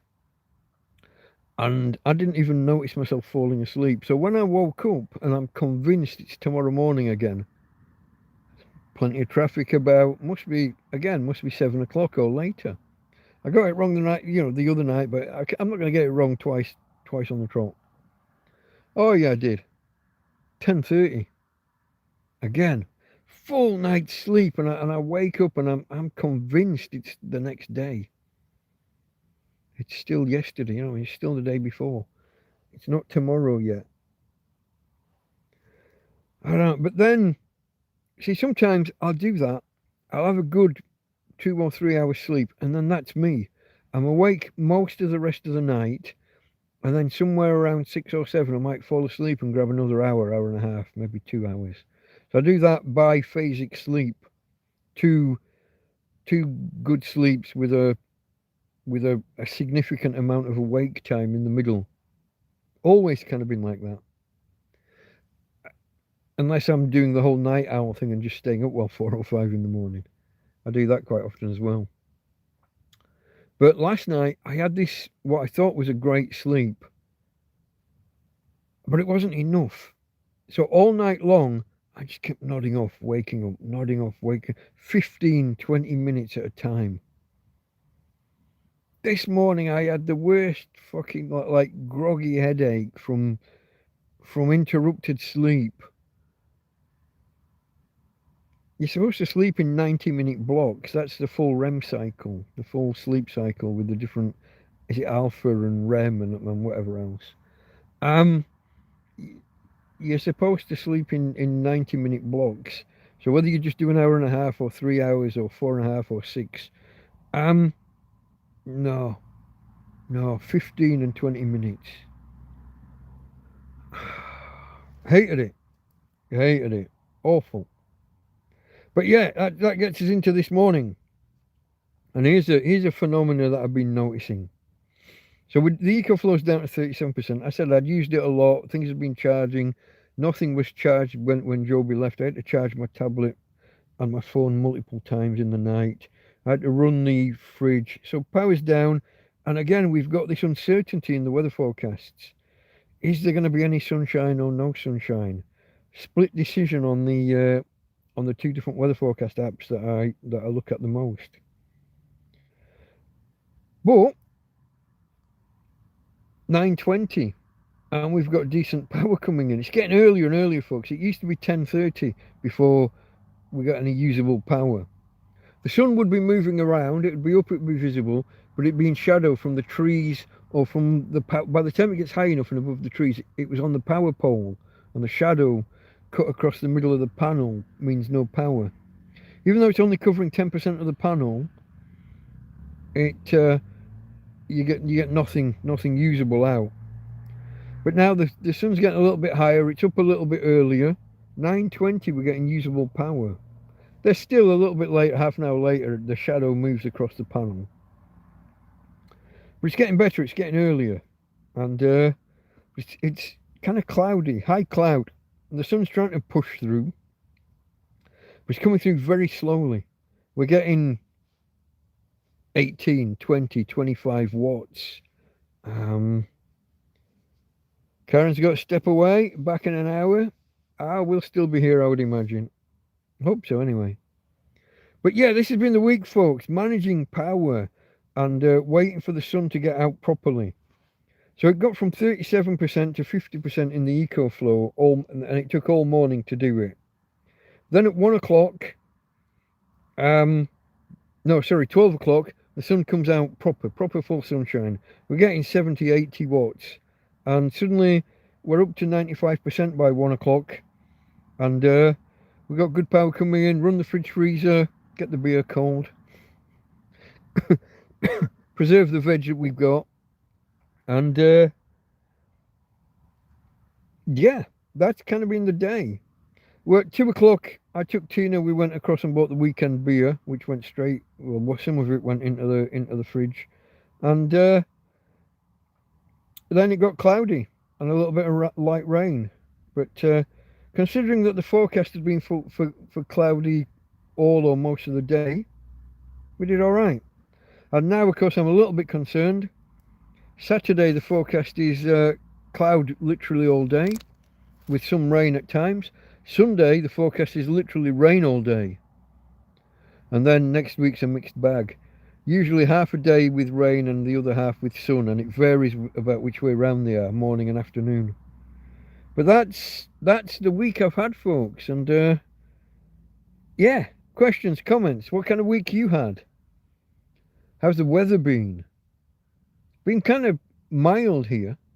Nothing major in terms of like rain or rain. A little bit of spitting on the odd day, a little bit of fog and dew and condensation, but nothing major weather-wise. The nights have not been too cold, mainly 9s, 10s, 11 degrees at night. I don't know what today's due to be. I can check that quickly. But that's the life of a tramp this week. Oh, it's currently 13 degrees. And it's not going to get below 11. That's quite a warm one. A little bit of rain from 3 o'clock onwards, apparently, 3 in the morning. Until about 8. But they're showing me a little bar graph of the amounts. No more than 1 millimetre in each hour. Nothing to worry about. Let me just adjust that, folks. I have been leaning in a long way here because Tina's pushing on me, and because I'm having I don't know if I need to keep a finger on the touch screen. Let me finish this old coffee and reach for my new one.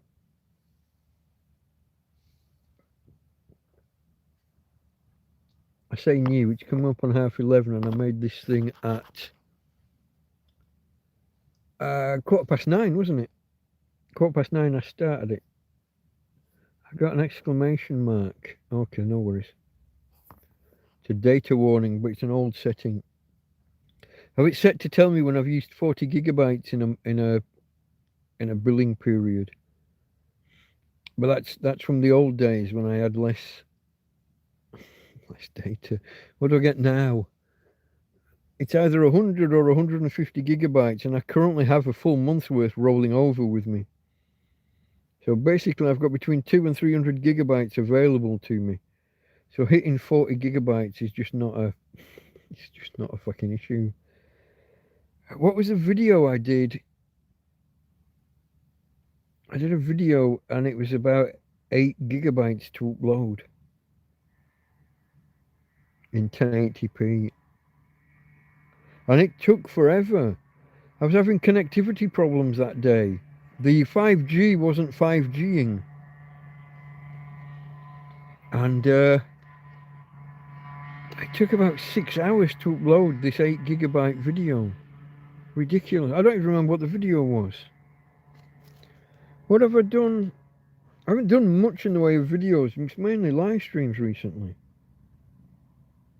So what was that video? I gotta go look. Where do I look?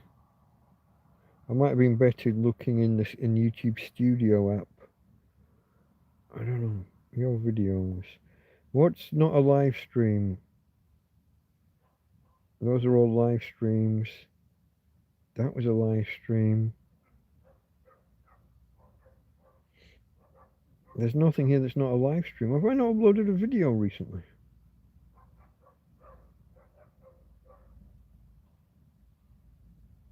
This can't be right.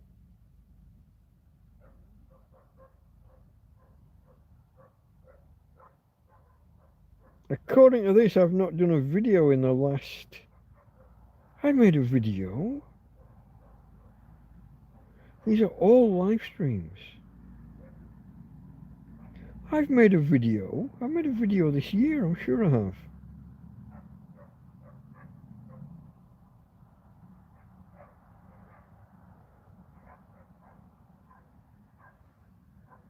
Hold on, I'm going to switch apps to YouTube Studio. This has got me baffled, folks. Didn't I do a cookery video that wasn't live? Content videos. I did a sunrise video. When was that? And why is it not showing up in the other listing? View all videos. Let me have a look. I did a video. How do I miss? I did a video 5 days ago. Sunrise. And I did one 4 days, almost no solar. That was 9 days ago. And I did the, okay, it was that one. It was the tramp cooks a Christmas dinner in a field 2 weeks ago. 35-minute video. It was about 8 gigabytes. And immediately before that, I did the one when Anthony brought me Christmas dinner on Christmas Day. So why, when I'm here, where's the sunrise video? I haven't got a filter. There's no filtering here, is there? There's no filter. When did I say? I said one of them was 4 days ago. 5 days, 9 days, 2 weeks, 3 weeks. 5 days. There's no video showing. Hold on.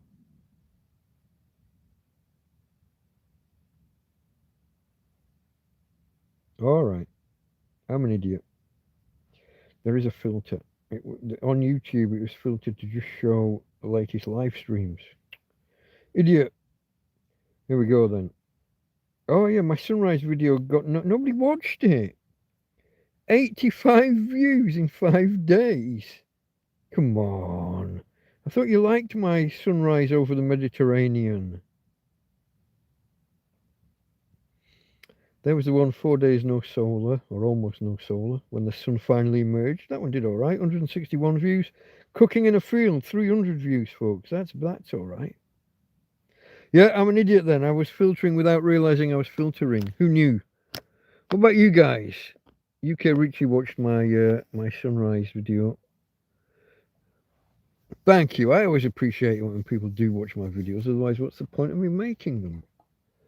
It's a shame I can't get like down on the beach and watch them. But there's no way I can get Tina down the cliffs anymore. Certainly not in her buggy. My cat puts the caps lock on. Yeah, that happens. That happens if you've got a real keyboard. They like to jump over the keyboards, don't they?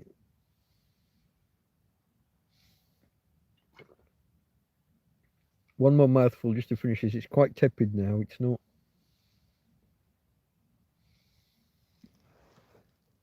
not the greatest while tepid. Let me do that and reach up for coffee number 2, folks. Like I said, it was made over 2 hours ago now, is it? Yeah, just over. Let me see how hot it is.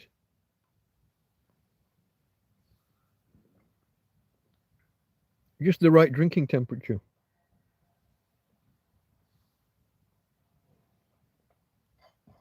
Like the other one was when we started. Hey, babe. Is that you? Oh, yeah, this way up. I'm not used to having a head at this end of the bed. I was going to put my hand on the covers and reach down to get to her head, but she's here. I think she's just about awake. I think Karen's missed it. She wanted to see Tina, but Tina was asleep at the time. Let me I gotta move myself. I can't move from being twisted around that way to this way without moving. Hey babe, are you awake to say hello to the peoples? I think you are. Is she? No, are you awake? Yeah, your eyes are open. Your eyes are open. Hey babe, you're gonna say hello. There we go. You're upside down because of the way you're laying. Here we go, folks. Here she is. Here's my girl. Tickle her snout. Under the chin. You're not gonna roll over and say hello properly, Tina. Let me see whether I can. Oh, can we do that? I don't know whether you can see her there, folks. I can't see the screen now. I've had to turn it around. Hey, babe. It's your peoples. We're talking to the peoples. It's your fans. You're still tired. You go back to sleep, and I'll leave you alone. Tina under the covers like she likes it. Okay, folks. Whoa. Sorry, folks. Hands in front of the camera. Professional, trained internet professional I am. She's very comfortable, yeah. I think maybe she wasn't as awake as I thought she was. The eyes are open, but she's on the cusp of going back to sleep. That's my Tina girl. So, folks, what have you lot been up to this week? Oh, little burp. Are we all back into the swing of things after Christmas and New Year period being over? We're halfway through January, folks. We're halfway through. The first month is almost over. Soon be Christmas. What can I say? The countdown has begun. Hey babe. Hey babe. You're sitting up now because that car went past. Now you're awake properly, aren't you? Oh, you're a little bit warm. Are you too warm? Let me take a cover or two off. Wait. Stay under the blanket. Keep the blanket. I'll move the two quilts. I'll put this blanket on. I've got to put this one back over so people can't see how bad the quilts look. You've got to have two blankets instead of quilts, okay? There you go. Cool down a little bit, eh? The state of these two quilts, folks, they both draw the moisture out the air. They've both kind of turned brown with it. Well, one's yellower and one's more brown. The older one is brown. They haven't got. I've got a quilt cover here somewhere. I think it's here behind me, but they're not. I haven't got either of them. I only got the one quilt cover, but I haven't got it inside the quilt. I should. I don't know if you know this. Have you ever compared sleeping under a quilt without a cover versus a quilt with a cover? It's a lot warmer with the cover on. Traps the air in even more than the duvet itself, the quilt or duvet. Traps the air a lot more. Oh, look at this. I've lost the power to the lamp and the tablet again. But yeah, I should put the quilt cover on for just that reason. But to be honest, the quilt cover could do with going off to the laundrette. I'm trying to work out the logistics of how to go and do some washing. With the dog in the chariot. Obviously, she won't be able to get into the... Well, you wouldn't take the dog into the building anyway, into the laundrette. Leaving her unattended outside in her chariot while I put the washing in. And then what do we do? Leave her outside while I sit there for an hour while the washing does? Or do we step in? There's a bar right next door with a ramp up into the building, but I don't know if dogs are allowed in the building or if we'd have to sit in the outside terrace in January. Fantastic day, by the way, when Jovi was here yesterday. I sat out in the sun all day. I don't know whether the pinkiness on the skin shows up on the... Maybe I've got the light too bright. I don't know. Is that better or worse? But I am a little bit pink. I don't know if you can see the hairline versus the rest of the face. I sat facing the sun all day, and Joby sat with his back to it because he's clever like that. Such is life. I don't know whether that's too dark. Let me know what you prefer. I'll give you the three options. That's full.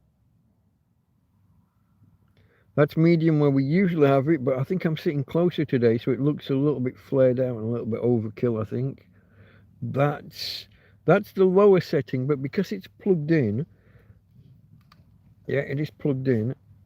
I'm charging at the minute, and because I'm a little bit nearer, that's the kind of brightness level we usually aim for, even though I'm on a lower setting. You're the boss, you tell me. Duvet without the cover is half the warmth of a duvet in its cover. I would say that's roughly about right, yeah. What's the weather like now? The typical days this week have been a little bit misty first thing. Misty or foggy, whichever. I don't know. What's technically the difference between a mist and a fog? I don't know. Let's find out. You're about to learn. Is there a difference, or are they just two different words for the same thing? Let's go find out, folks. What was it we did the other week? Was it last? We talked about duties versus taxes. This week we're about to learn mist versus fog. Here we go. Oh, mist versus fog versus haze. Let's... Mist, fog and haze all reduce visibility. We know this, we're not imbeciles. But differ in composition and density. Fog is dense water droplets with visibility under 1 kilometre, 0.6 of a mile, like a ground level cloud. Mist is thinner than fog. It's a thinner water vapour, visibility over 1 kilometre, and haze is caused by dry particles, dust, smoke, pollution, etc., making things look blurry. So there you have it. The difference is density and visibility. If you can't see 1 kilometre, it's a fog. If you can see over 1 kilometre, it's a mist. If it's not water vapour at all, then it's a haze.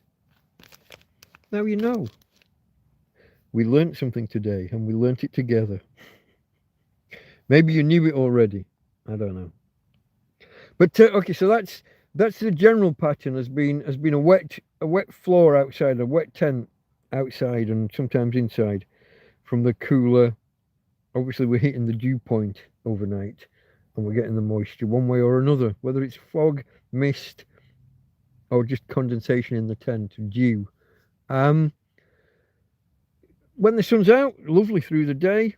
10 p.m, well, 4 p.m, splendid. You can sit out and sunbathe. Maybe not 10 a.m. I mean, you can have sunny mornings, and you can sit out, but I wouldn't say that you were sunbathing in it. You might still keep your jumper on until maybe 11 o'clock, half 11, depending on, it'll vary by day. Today, as I said earlier, today started hazy, foggy, high. Even when that went, it was high cloud. Even when the fog or mist cleared, high cloud. Sun got through eventually. We had a good 2 or 3 hours of proper real sun, and then the afternoon clouded over, looked like rain, and indeed rained a little bit. Right now it's surprisingly warm for the time of day and the time of year. 13 degrees, and overnight it's not going to fall below 11, so it's all good. Apparently there's rain on the way overnight. It won't be much, something and nothing, but yeah.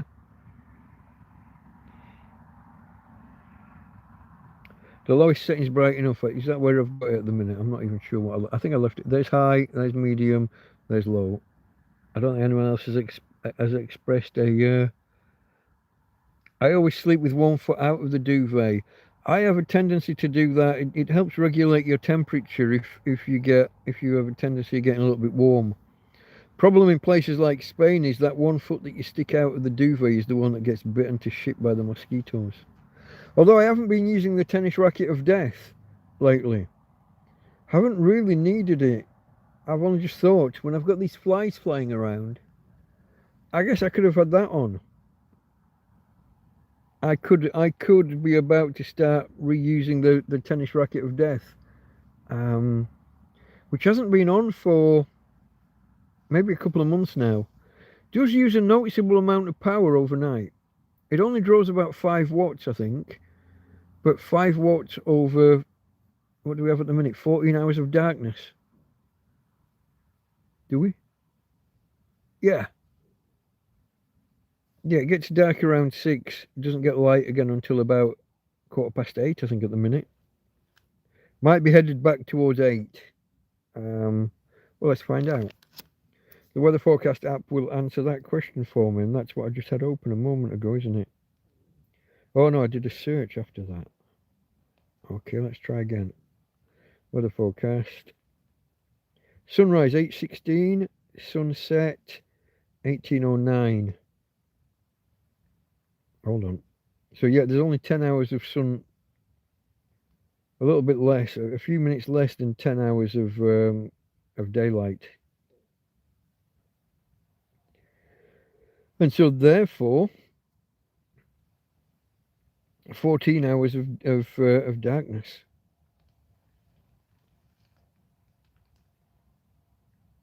I believe that to be a correct calculation. Calculations with times are sometimes difficult, times and dates.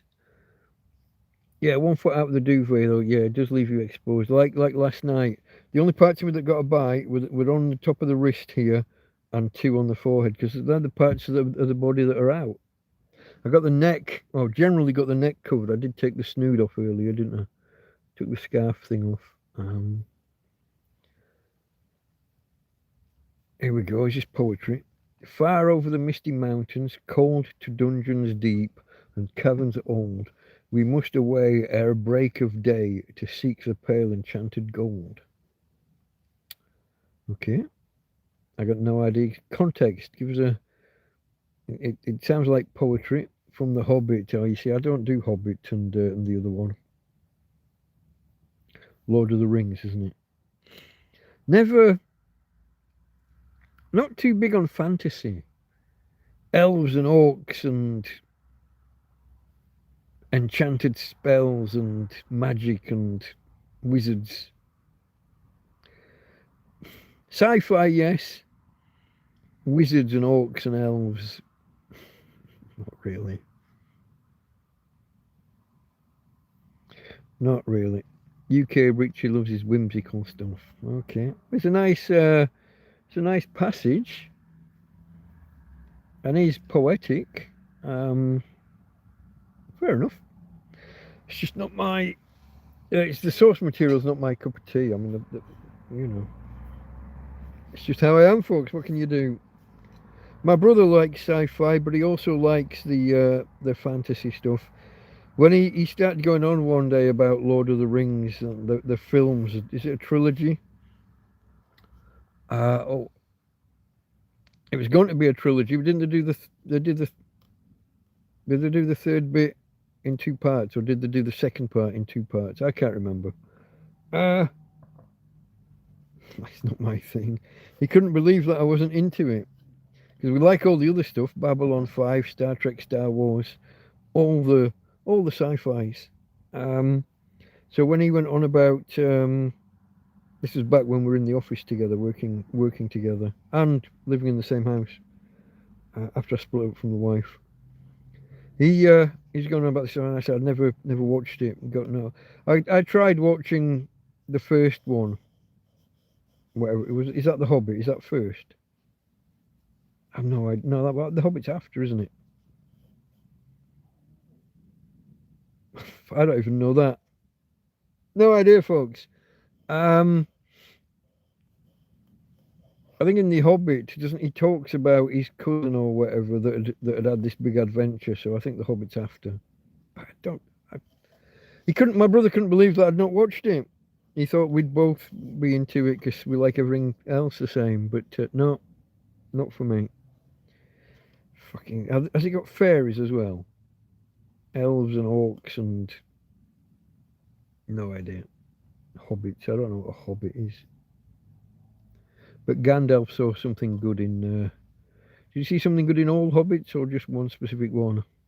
Don't know. I love whimsical stuff, said UK Richie. Indeed. So come on, folks. No one's told me what their week's been like and what the weather's like where you guys are. Oh, UK. You've got snow headed the way in the next few days, but then potentially in 10 days or so, you've got fucking snow headed your way. Potentially. Talk of 30 inches. Between 13 and 30 inches of snow potentially in,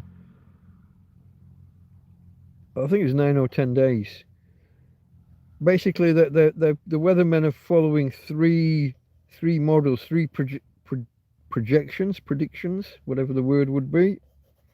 And there are a few uncertainties in the models, but depending which way it goes, 2 of the 3 models are potentially bringing lots and lots of snow your way. So watch out for that. Be prepared. Look at the southwest of England, is it? Is it the southwest? Where they've gone a week or more already with no water. And some of them with no electricity. Be prepared, folks. Get your water stored.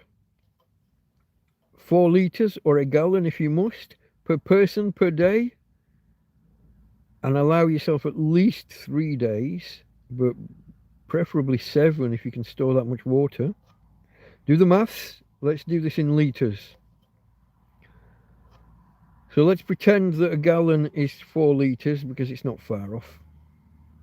4 litres. Let's assume 2 people in a house. 4 litres times 2 people. That's 8 litres a day times 7 days.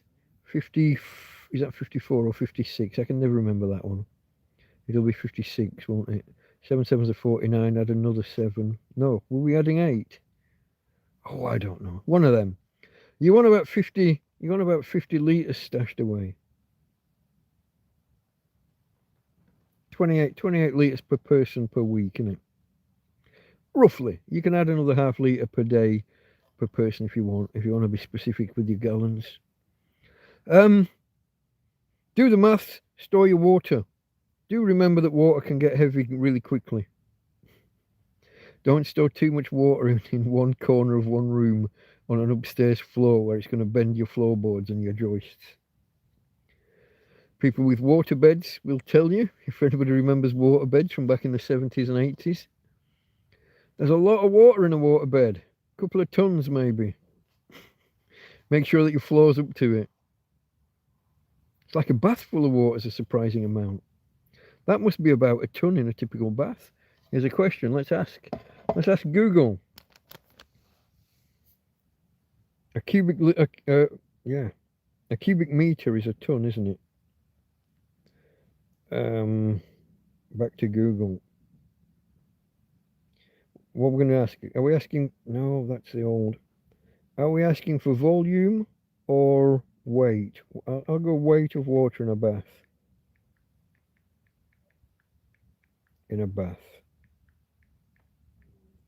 Kilos preferably. I'll take it either way.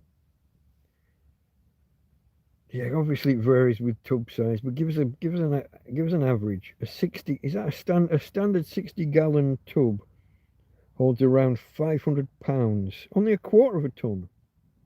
You surprise me. Hold on.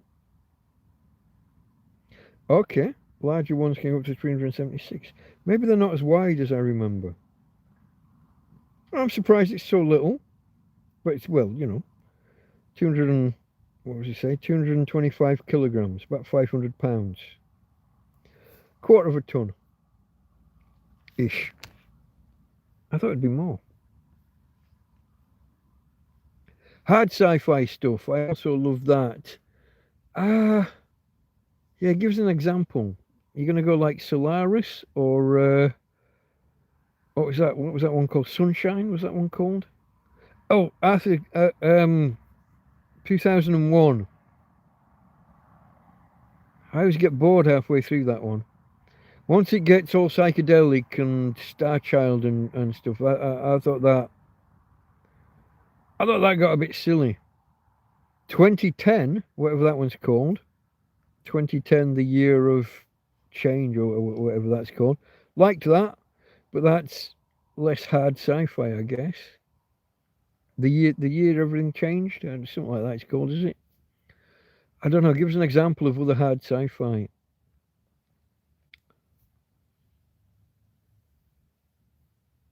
I guess I'm more the easy stuff. I'm more the general entertainment stuff. Your Star Treks, not modern Trek.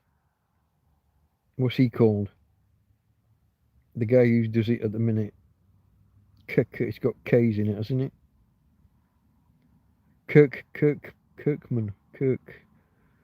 Don't like his Trek. Discovery onwards is dead to me. Star Trek is dead to me at the minute.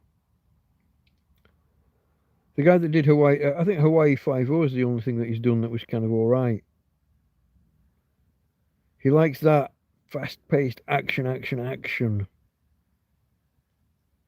Has someone given his name? I don't know his name. Real old school science fiction based on known sci. Yeah, I prefer there not to be plot gaps in the sci-fi. I do like to be some sci in my fi. A lot of them.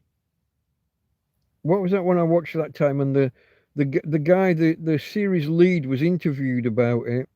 It was the one where the electric switched off. All electric on Earth just disappeared. And they're asking the showrunner, yeah, but what is it? Why? Oh, don't go bothering with that. We haven't bothered with that. It's just a framework to hang a story on. You can't say that to a sci-fi fan. You can't say no, we haven't worked out what the cause is. We're just using it as a framework for story. Fuck off. I need some science in my sci-fi. You got to have some sci, not just fi. Turned out it was nanotechnology, and someone had a pen drive that could turn it back on when they wanted. Don't remember what it was called. If nobody's answered me for what it was, I want to say that book was called Kirkman or something. That the guy who does just a framework to hang a romance story on. I hate that. Star Trek dead. Oh, original Star Trek. I love. Right up to Janeway, 7 of 9. Voyager. Anything post Voyager, Star Trek Discovery. Biggest load of crap. You're in a hierarchical kind of command structure, and the captain gives you an order, and you turn around and start discussing it with each other, whether it's the right course of action or not. No. There are one or two people allowed to advise the captain before he or she makes a decision. Once the decision is made and the order is given, that's it. The XO, the first officer, maybe could query, preferably in private, something really contentious or really that goes beyond. You start going against the prime directive. Maybe your main advisor can pull you up, preferably in private. Not have a discussion in front of the masses. But no, they're all discussing feelings and sat in the fucking refectory, crying. Fuck off. Discovery onwards has been a joke. What was the one with the dancing Klingons? Brave New Fucking World. A musical dance-a-thon with Fuck off. That's not Star Trek. So the original series, Next Generation, Deep Space Nine, Voyager. Enterprise. I always forget about Enterprise. When was that in the mix? That might have been the last one, wasn't it? So, okay, I was wrong. It didn't end with Voyager. It ended with Enterprise. Except not the last episode. The fuck was that? They get up and Riker gets up from watching was he watching a video or was he in the holodeck? And the whole thing was no. Easy like Sunday morning, Lionel Richie. I'm working backwards because I'd come to the end looking for whatever that Kirkman, I don't know what his name is. The bloke who's in charge of Star Trek now.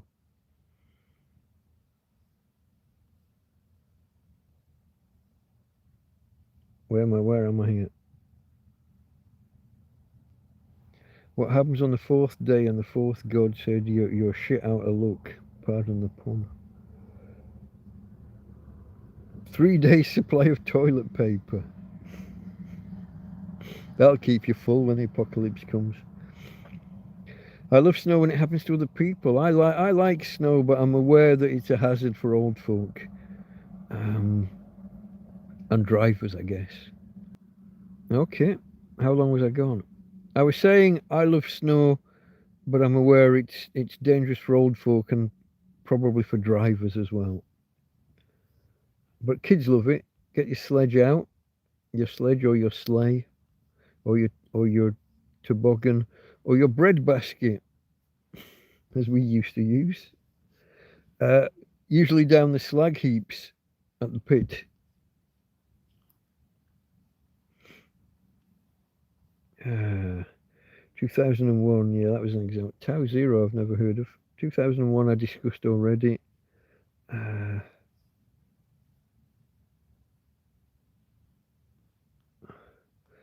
Yeah, I guess I'm more populist. The popular stuff when it comes to my sci-fi. I don't. Some stuff. I don't know. Some of the hard science fiction can become a bit boring. What was that time travel one I kept trying to watch and it kept losing me? 2 guys travelled to like the day before and had to hide out in a hotel so as not to affect anything. I don't know. Rant. Tommy Tombstone is in the house. Hello, Tom. When it comes to sci-fi, Lost in Space, original 1960s, Irwin Allen production. I did actually like I did enjoy the remake recently. However many years ago that was now. Deep Space Nine, Next Generation. First season or first series, as we would say in the UK, of Next Generation was a little bit ropey. What was it called? Crisis at Farpoint, the opening double episode. It was alright, but I thought there was a bit too much Q. But I don't know.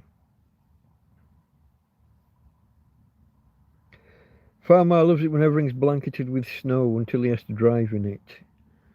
And is it just snow tyres, or are we putting chains on the wheels over in Canada? I'm not sure what the score is. I'm afraid I can't do that, Dave. HAL 9000, yeah. A clash in his programming. TNG was great. Yeah, it took until the second season for it to hit its stride, in my humble opinion. Riker had to have a beard. In the first season, he looks a bit too baby-faced. These guys now, they're all in their 70s and 80s, aren't they? Next Generation.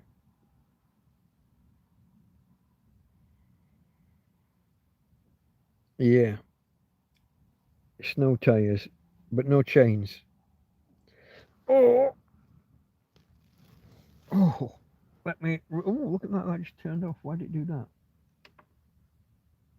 Down to 72 on the EcoFlow. We might have to go all day tomorrow with no sun, perhaps. I'll have a beer. I'll have some beer rather than coffee just now.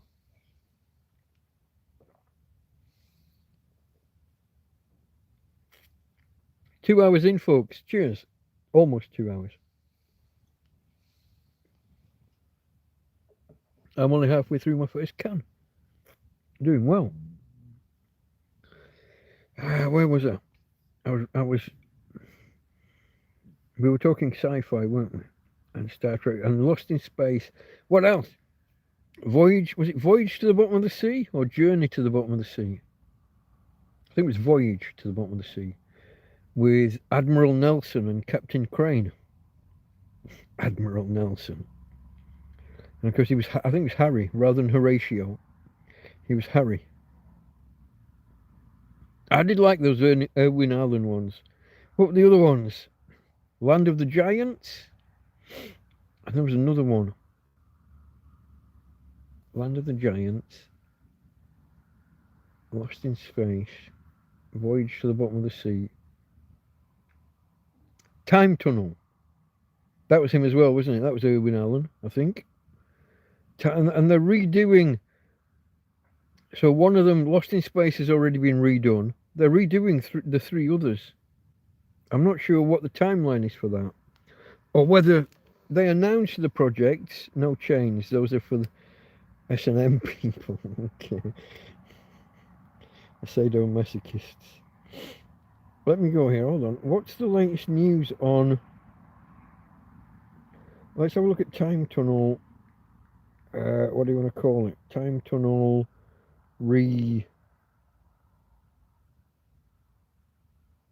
What did you say? Time Tunnel 2002.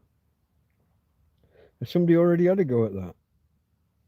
I was looking. I guess remake is the word, is it? Whoa! Was that a firework or was that thunder?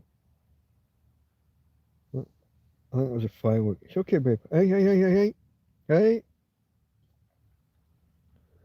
Yes, there are new developments for a Time Tunnel remake. Big Finish is releasing a modern audio revival. Oh, that's not where I was going. In 2025, with new characters continuing the story. Hold on. Legendary Television is developing a potential series reboot, TV series reboot, though no network is confirmed. There was a 2002 movie pilot that wasn't picked up, and a 2006 version that was also a pilot. Okay, that was Time Tunnel. What else did I say? We've had Lost in Space, that's Time Tunnel. Tell me, is it Voyage? I'm going to go with Voyage to the Bottom of the Sea. There we go, Voyage to the Bottom of the Sea remake. There have been multiple plans. Akiva Goldsmith Legendary Television is developing a unified universe for reimagining. Okay, so all of these programs that are about to be redone, they are literally all taking place in the same universe. Okay, here we go. Here's the danger signals. Here's my spidey senses tingling, aiming to blend modern sensibilities with the classic Irwin Allen concepts. Does that mean everyone's going to be black and gay? Put a chick in it and make her gay. When I hear modern sensibilities, that's my go-to. That's the first thing.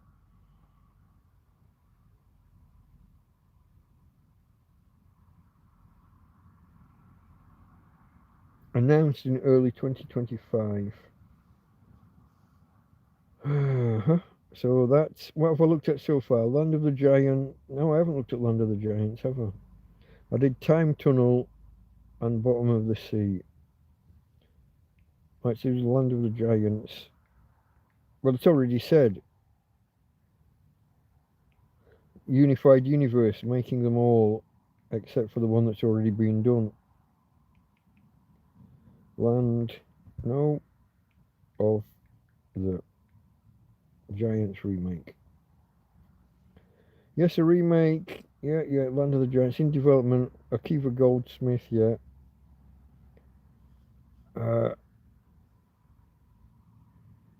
Yeah, just like we already said. In early developments as of early 2025. Part of a larger effort to revive several of Irwin Allen's shows.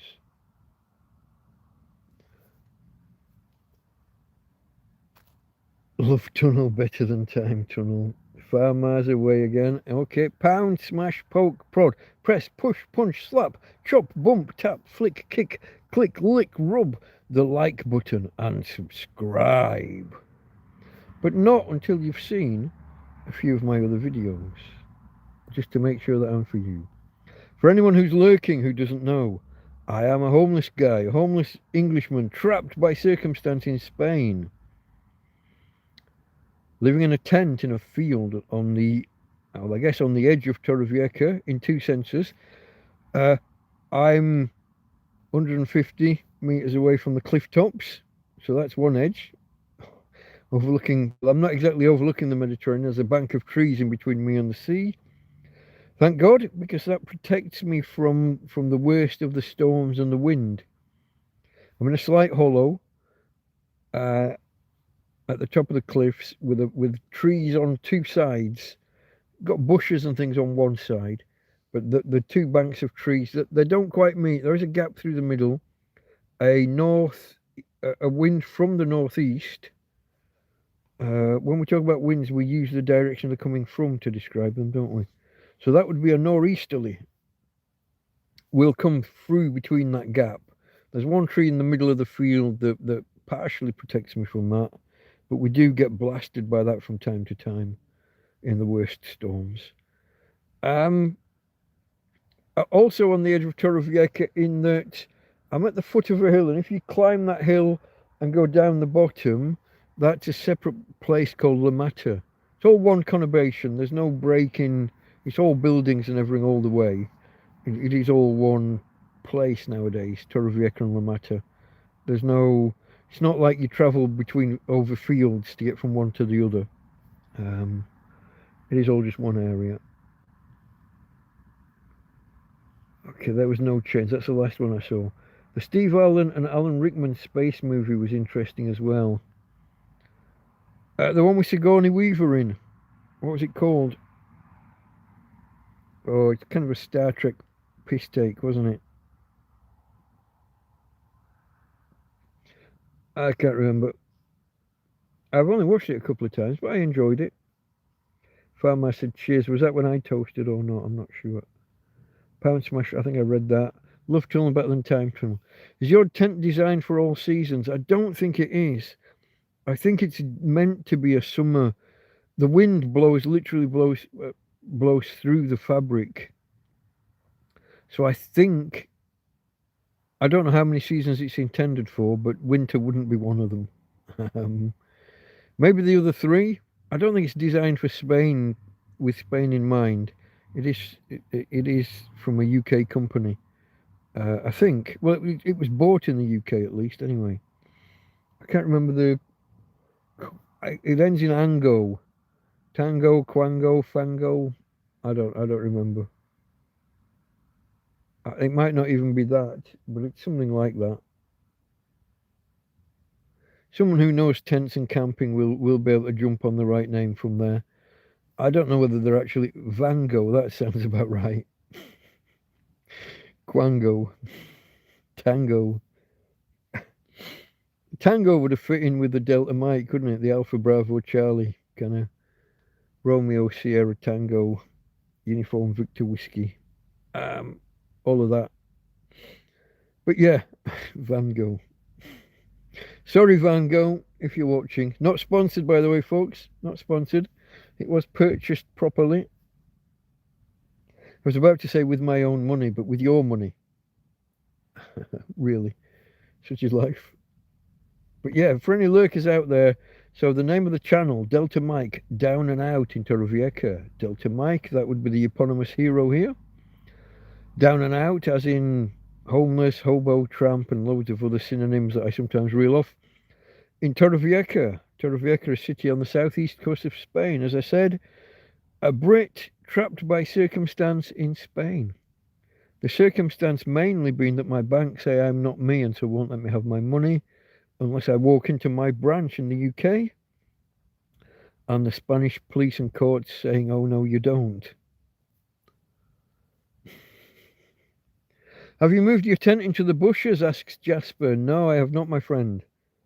I deliberately stay out in the open to solicit assistance, to be visible, so that people in their homes on the top road, or people walking past, people going past on the bus, see that there's a homeless guy in a tent in a field, and someone will bring me assistance, food, sometimes ready-made meals, sometimes bags of food. Some people just come out of the goodness of their heart and bring me things. Some are leaving the country and have got leftovers. They've got whatever was in their cupboards and their fridge while they're leaving the country. A couple of wonderful people will cook me a meal and bring them round. My friend Anthony, when he's in the country. My friend Tom, when he's in the country sometimes, usually on a Friday. He's out of the country at the minute. And a Spanish lady, Adela, sometimes brings me things, a cooked meal. and fruits and things. So yeah, she brought me 2 fantastic burgers one time. Oh, they were huge, and they were probably the best burgers I've had ever. Succulent and juicy, and cheese and a bit of salad and stuff on there. Lovely, but the size of them, width. I don't like things that are too deep. Nothing. I keep watching these Americans make sandwiches and things, and I don't know how you. If you need a cocktail stick to hold it together, it's probably too big. And if I need to put a clean shirt or jumper on after I've eaten it because half of it's slopped out, if I can't get it from the bag or the plate or whatever to my mouth, if I can't eat it reliably without half the filling dropping out, it's too big. Don't you know what I mean? Beggars can't be choosers. Always reminds me that cheggers can't be boozers. R.I.P. Keith Chegwin, known as Cheggers. We won't get into that. I was going to toast. I'll toast him with coffee because of the circumstances. Cheers to Cheggers.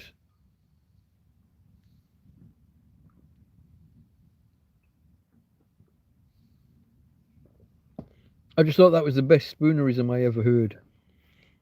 It's a little bit sick that he came out as he died of alcohol-related things. Beggars can't be choosers becomes cheggers can't be boozers. Dark humour. It sometimes is the best humour. Don't you think? Maybe should have waited a few days rather than somebody coming out with that on the day that he died. Oh, look at this. I didn't plug my phone back in after I showed my doggy. Did anybody take a timestamp for Karen of when I showed Tina?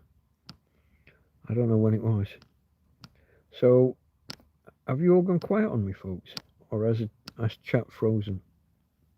No, Jasper was the last person who posted. Have you moved into the bushes? No, like I said, I deliberately stay visible. I'm a beggar without begging, I guess. I make it apparent that help is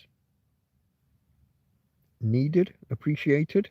Hence the e-begging line is back at the top of chat, folks. Pinned comment. If anybody does want to help a tramp out. Over the Christmas and New Year period, I specifically said don't send me anything. I'm doing okay, and I am. I've got money left, but it won't last forever. So for anybody who wonders how this works, that link takes you to a PayPal Pay Me page. I think it's called PayPal Donate maybe, and it's specifically the page is already coded with me. A donation there comes into my PayPal account. I send the PayPal money plus a little bit extra to allow for fees and exchange rates, currency exchange rates, to my friend Karen, who then puts it onto. She got me a tippy tappy tap and go card. She set like a post office bank account thing up in her name, but solely for my use. And so the PayPal goes to Karen. Karen puts it on Karen takes it out into her bank, then puts it into the bank account that's set aside for me, and I do the tippy tappy payments in shops as and when needed. I try not to spend too much. I think we're currently running at 20 to 25 euros per week average, mainly up at the Chino Bazaar here, although at the end of last year I did go shopping in the supermarket for the first time. I went twice in the run up to Christmas and the final week before Christmas. That was my first shopping trip in a year. I should have silenced that. I do apologise, folks. Let me put do not disturb on. But let me just have a look. It was just because I mentioned PayPal didn't mean that you had to Oh, UK Richie, what are you? Not every time, mate. Not. I don't want that much every week. What are you doing? Calm it down. Calm down, or I will hit that fucking refund button. Oh, I was there. I was looking at the. I need to get into. I've got to go past the alerts and into. Where is it? How do I? Does this scroll that way or that? Or do I drag down to more? Do not disturb. There we go. It's okay if the tablet goes off, but for you guys that are wearing headphones, that's probably annoying when that blips, when that goes off. Just for stuff and things. Cheers, mate. Appreciated, but slow your roll. Otherwise, I'll get angry. I was mentioning it for other people. You don't have to chuck me that much every Friday. I feel bad if it gets too much.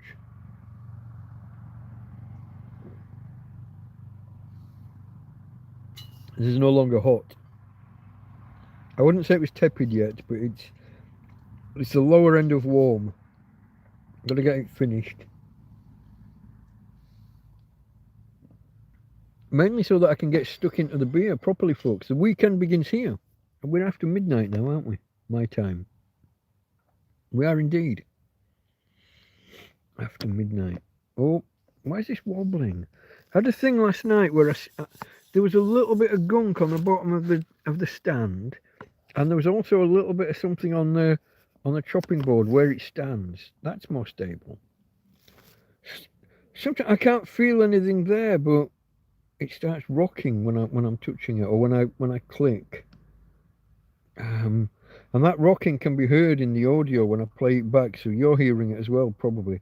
If I touch the screen and the thing rocks, not only is the picture unstable, but you get an audio, you get a noise to go with it, which I don't like.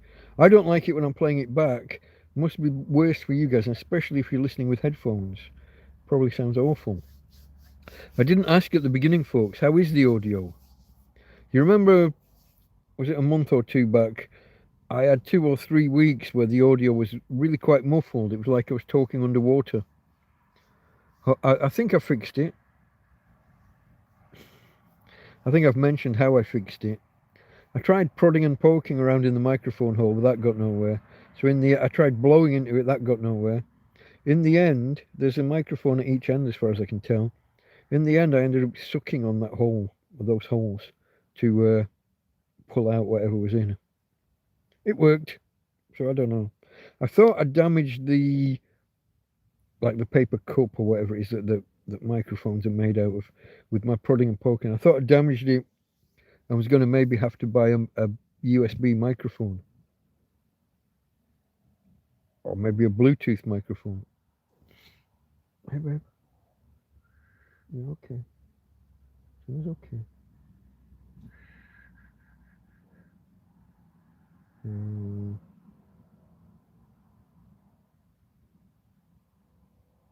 you running? Or is it just a bad dream? She's dreaming, but I'm not sure if she's just kind of spazzing out or if she's trying to run. Can you say spazzing out? Hey, I've said worse, haven't I? Let's not go there. I'm going to say she's spazzing out. She's having spasms. That's as close to spazzing as I get. Just for stuff and things, UK Richie said. Thank you, mate. Okay, folks, topics. Whatever you did worked. Sound is nice and clear. That's good. That's good. I'm also sitting somewhat closer this week, somehow. My mattress, I need to get a new mattress. Not new, but from the bin new. And my top mattress in particular is shaped like that down the length, and I'm pushed into the middle. And so is Tina when she's laying here with me. I think I need to throw the top one away and pick up a new double mattress from the bins. If I can get lucky enough to find such a thing.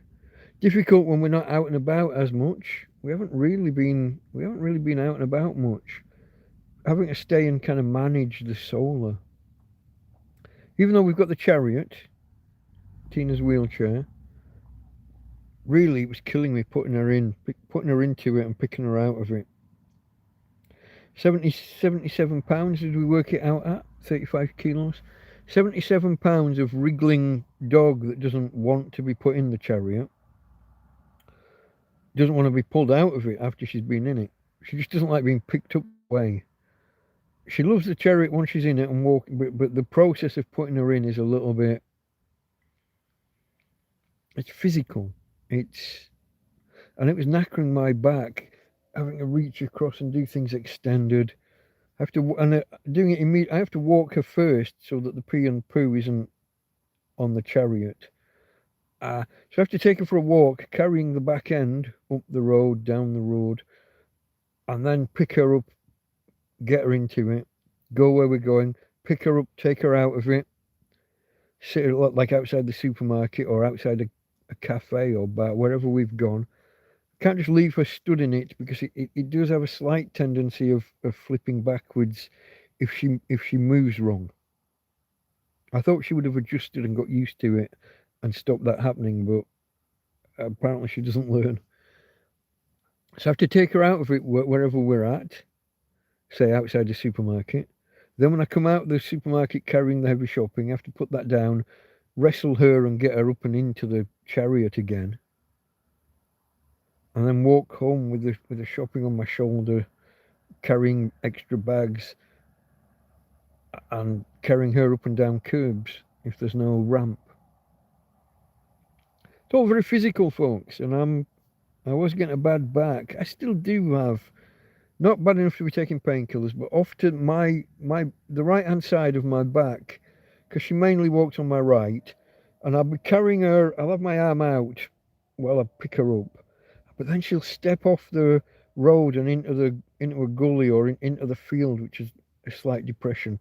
So I've got her at arm's length up in the air. It's like the strongman competitions where they have to hold a weight, hold weights out. I'm doing that off to the side. Like I said, she's not light. I'm only carrying half the weight or so when I'm doing that, but it's still looking at nearly 40 pounds. No, you're not. Yeah, half of. Hold on. Yeah, 35 kilos, 77 pounds, half of that roughly, between half and 2/3 probably, depending on how she stands, and that's at arm's length. It's physical, it's hard graft.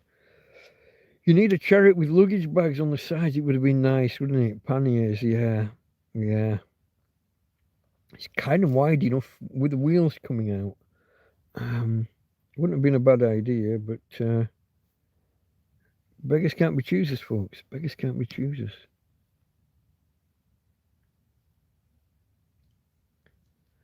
Yeah. Okay, folks. Who else is out there? Questions, comments, new folk. Come and introduce yourself. Come and say hello to a tramp. This is the one of the taglines, isn't it, that I use? Come and talk to a tramp or say hello to a tramp. The people that are lurkers, the newbies. I don't know how long the lurkers lurk. Some people, Galaxy Quest, that was it, yeah. 5 miles away from keyboard. I was away from keyboard. No problem. Back now. Galaxy Quest, that was it. Who else was in it? So you'd got the Toolman bloke, whatever his name is. Tim the Toolman, something or other. Alan Rickman, Sigourney Weaver. Do we know the others? Are the others known? I don't recall.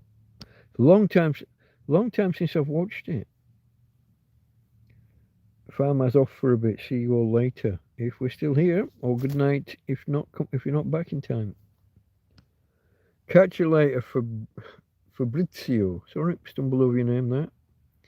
UK reaches away from keyboard for a little while, making some tea as in the drink or tea as in the meal. Some food. It's maybe a bit late for food. Maybe you mean the beverage. See, folks, the English language, very complicated. I did watch a short the other day about how confusing it is for foreigners trying to learn our words. Tea as in supper. Okay, a late night snack. Yeah, tea. See, half of us use the word dinner to mean lunch, and half use dinner to mean the evening meal. Basically, dinner boils down to your main meal. If you're like a working man in a warehouse or in the mines, the big meal it could be either lunchtime or maybe you wait till you're home and you have the big meal. So if your main meal is at lunchtime, you'll call it dinner. And a school dinner ladies, the ladies who serve the dinner and in some schools patrol the playground afterwards, dinner ladies. The name of a famous comedy show in the UK back in the 90s, I think. Victoria Wood and others. Uh, Julie Walters was in it as well, I think. Uh, Duncan, what was he called? Duncan Prescott, maybe? The big gingerhead guy. And Shobner, someone or other. Sorry. She ended up in Crossroads, did she? I think it was Crossroads. Term of endearment if I don't see you later. Good night, farmer. Delta Force Mike. Okay, mate. I got a feeling, woohoo, tonight's going to be a good night. Black Eyed Peas? Yeah. So, cheese on toast. Oh, okay. Okay. When you've toasted the one side and you turn it over, about a quarter toast the top, then smear it with mustard, then the cheese. And once it starts to melt, a little bit more mustard smeared into the molten cheese. Cheese on toast with mustard. You're halfway to Welsh rarebit, but without is it Mornay sauce? Where you make your roux, your butter, your flour, bit of milk, and then I would throw in cheese and mustard then into my, I think it's Mornay sauce, is it? Is it only Mornay? Which is which? There's there's the one when it's just the milk and you've thickened it up. That's your base. That's one of your mother sauces, and then you add the cheese. I think that's when it becomes Mornay. I can't remember. I'll have to go back and watch those guys in that restaurant in London. Those two chefs. What's it called? If I if I load the YouTube app over here, why can I remember the name? Load the YouTube app, and if I go to my alerts here, there'll be probably one of their videos. Is there? Not one of their videos tonight. Come on. There's an alert about some guy called Delta Mike down and out in Torrevieja. I've got K. What's the name of the restaurant? Why am I having to scroll so far? Have they not done one today?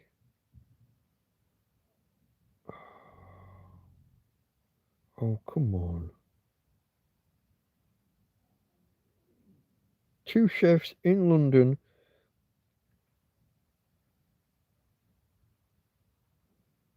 They used to work under that guy. The guy with the bald head that's always experimenting with food. He used to use a lot of nitrogen and made it all frothy, and I can't remember his name either. They're not here. Oh, I feel let down. Anybody out there know the restaurant I'm on about? Put some butter or margarine on outside of bread, place cheese inside, place the toast on top. Oh, no, we don't. We don't flip. We don't do a two-sided. We're not doing a grilled cheese. It's just cheese on toast, open, like a proper cheese on toast should be. But it needs mustard. I agree. Some sort of spread. Once you're kind of, I'm going to go once you're halfway or quarter of the way through the top, through the second side. but we're doing this under the what we call the grill. You'll call a broiler, preferably an eye level grill. So you got your cooker, you got the oven on top. You got the hob, and then there's a backboard, and then the grill should be up facing you so that you can look in and see how done your toast is. You might call it a broiler. I'm going to call it a grill because I'm British. Grill doesn't mean barbecue. Grill means it's what for, well, Americans, I don't know what Canada call things, but somebody tell me the name of the bloody channel that I'm looking for. What do I have to search for them? Cooks, chefs, Chef Jean-Pierre, no. Chef James Mackinson, that's another one that I watch. No, they're a restaurant. Come on. This is silly.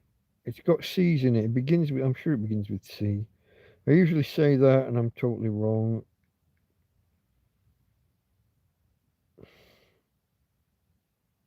Oh, come on. Let me type London restaurant. That might give us a clue. I'm in YouTube, yeah? Am I in YouTube? I am still in YouTube, yeah? Oh, shorts, get... London's hottest, London's this, London's that, London's newest. Okay, fallow. I told you it had C's in it, didn't I? Fallow. All those letter C's. Fallow. Those are the guys I watch for. Why could I not remember them? What's the guy in Canada called? Steve at... I want to say Vivaldi, but that's not right. He's another one I watch a lot of when it comes to cookery stuff. Oh, the reason I struggle to find... I type Linden instead of London. What's the Canadian gone? Steve at...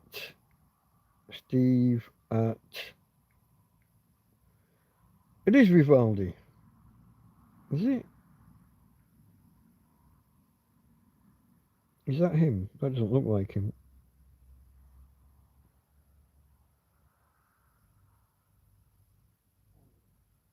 Give us a second. That does not look... That's not the same bloke. What's that a picture of?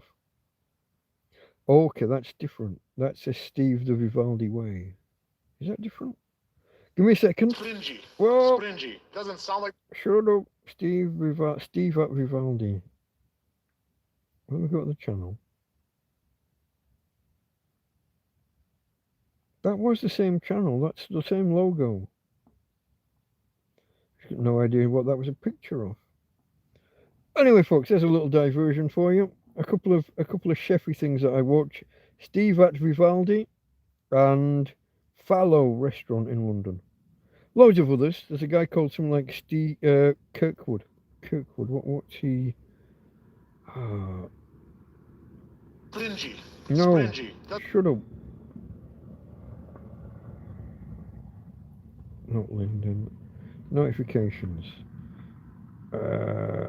What's he called? Kirkwood. Why can I never remember people's names? I've always been shit at this. I saw him here earlier. I saw him here earlier. I got Brian, but that's not right. There's another one though. Brian Sow, and Frenchie Paul is a French descent. John Kirkwood, that's the other cook. And then there's a lady just called the Dinner Lady. Montreal. Is it? It might be. It's one of those Canadian cities. Again, geography. I'm not sure. I think he's of Greek extraction. And his little mate alongside him. No, I'm not going to get names, folks. Names. I'm rubbish at them. Flip one each side. I thought you were going, Farmer. What are you still doing here? I'm not pushing you away, mate. No, I didn't mean it like that. I just thought you said goodnight already about 5 minutes ago, and no more. Oh, it's jumped. It's jumped.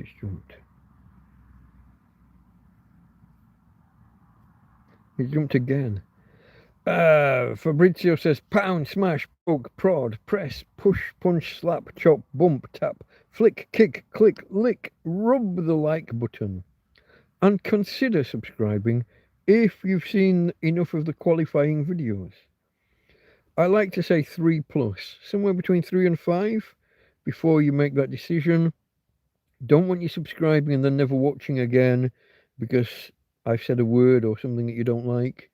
Rather that you just don't subscribe, rather than subscribe and then never watch, or subscribe and unsubscribe within the week. That's just me, maybe, but I'm sometimes a bit controversial. I thought I'd finished it.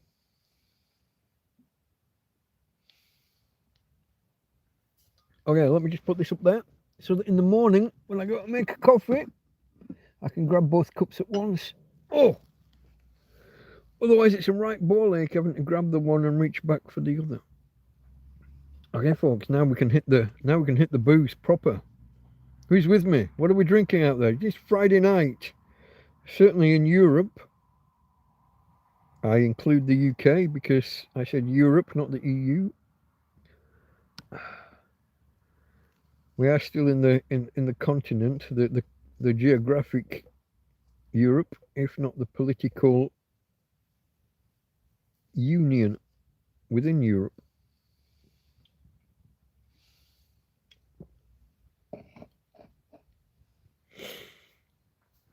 Just have some time. You've had me on in the background. I didn't know I bugged you so much. It's all the food talk. Laugh my ass off and jokes. Okay, mate. No, you don't bug me. Not at all. But I was puzzled that you said you were leaving and then didn't leave. Karen said she was leaving and she fucked off. She's gone. Okay, folks, who else is out there? Come and introduce yourselves. Come and talk to a tramp. My 2 or 3 main people who were talking have bugged out on me. If I was to scroll back, how far do I have to go before it was all UK Richie and Farmer? I got to go a long way before I see anybody else. Who's out there? Tommy Tombstone was out there. I think Lost in Space was his last comment that I've seen. Oh, you see Keelhole any dissenters? I didn't see that comment. Now, keelholing. So the keel is the bottom ridge of a boat. When they keelhole someone and they drag them under the boat, and do they do it lengthways? Or is it down the side and under? I never did. Shall we find out? Learn with a tramp. I'm inquisitive like that, folks. When I have a thought, I have to find the answer. I mean, it's... So let's describe keel. I know that it's to do with dragging sailors under the boat and out the other side, but I don't know whether you do it lengthways or widthways. Learn to type, you idiot. No. Keel haul. Haul? Maybe? Keel hauling. Yeah. Describe... Come on.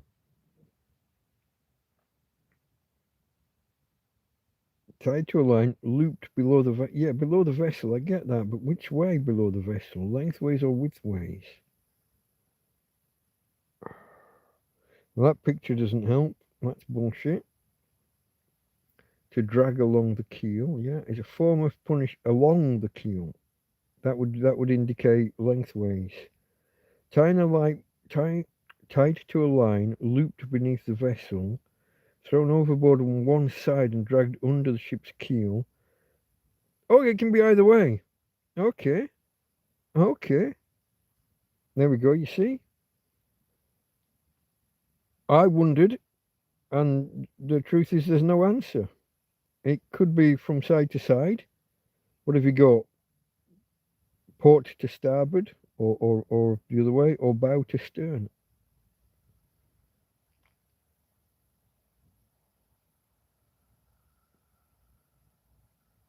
There is limited evidence that keel hauling in this form was used by pirate ships, especially in the ancient world.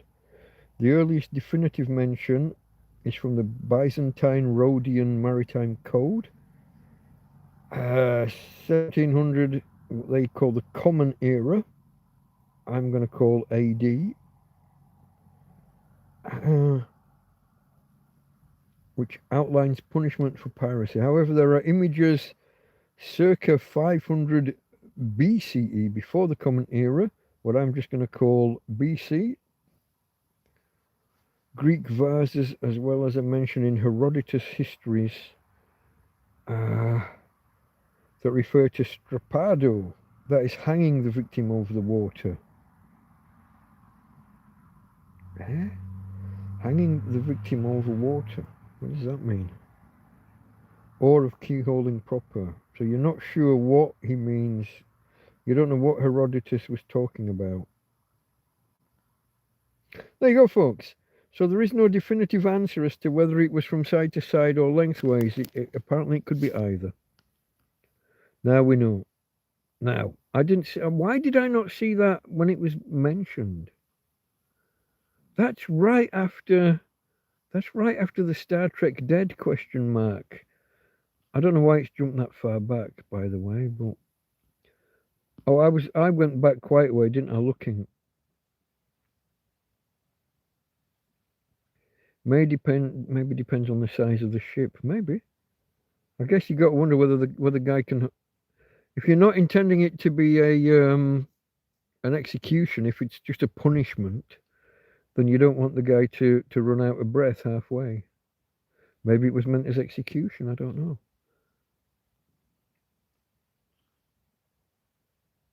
UK Richie may have had a couple of pints of Carlsberg, also cheese on toast with Coleman's proper nosebleed mustard. None of your American mustard that you can put about a litre on and not even, you get a slight tan if you put about half a litre on. Coleman's, a teaspoon spread over your bread or into the cheese. Proper nosebleed mustard.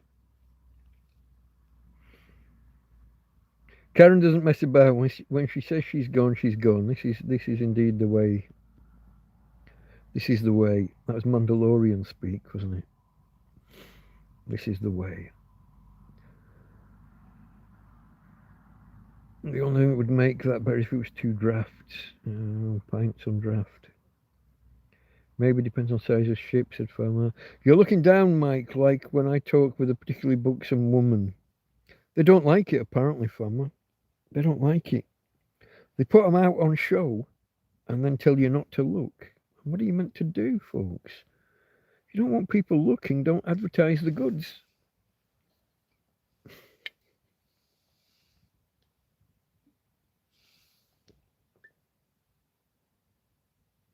I remembered not to crush the can. We have to integrate this can into the tripod. Just give us a second. Take one of the cans from the back of the tripod. Put the empty in its place. And replace on the magical tripod. Make sure that the cable is properly in the light. I feel like it's getting a little bit dimmer again. I'm not sure. Oh, it will be. Yeah. Because did you see it get a little bit brighter? This fucking 12-volt adapter. I might have to buy a new one. Or find the original one. Wherever the fuck that's gone. It's in the tent somewhere. I suspect it's in the bedroom, but I never managed to confirm it. And I've certainly never found it. Sorry, folks. If you were wearing headphones and you got the opening of the can. When I first got Tina, this is way back, what, nearly 10 years ago now, is it? 9 and a bit. When I first got Tina, Is it 9 and a bit? 9.5 maybe. No, it was a Christmas. It was a couple of weeks before Christmas. I say 9 years ago. I'd been in Spain about 9 or 10 months at the time when I got her. Every time I opened a can, she jumped out of her skin. This is way back when I was in a house, not even an apartment. I had a house over here, renting a house, and but every time I opened a can, she jumped out of her skin. She was so petrified, poor little thing.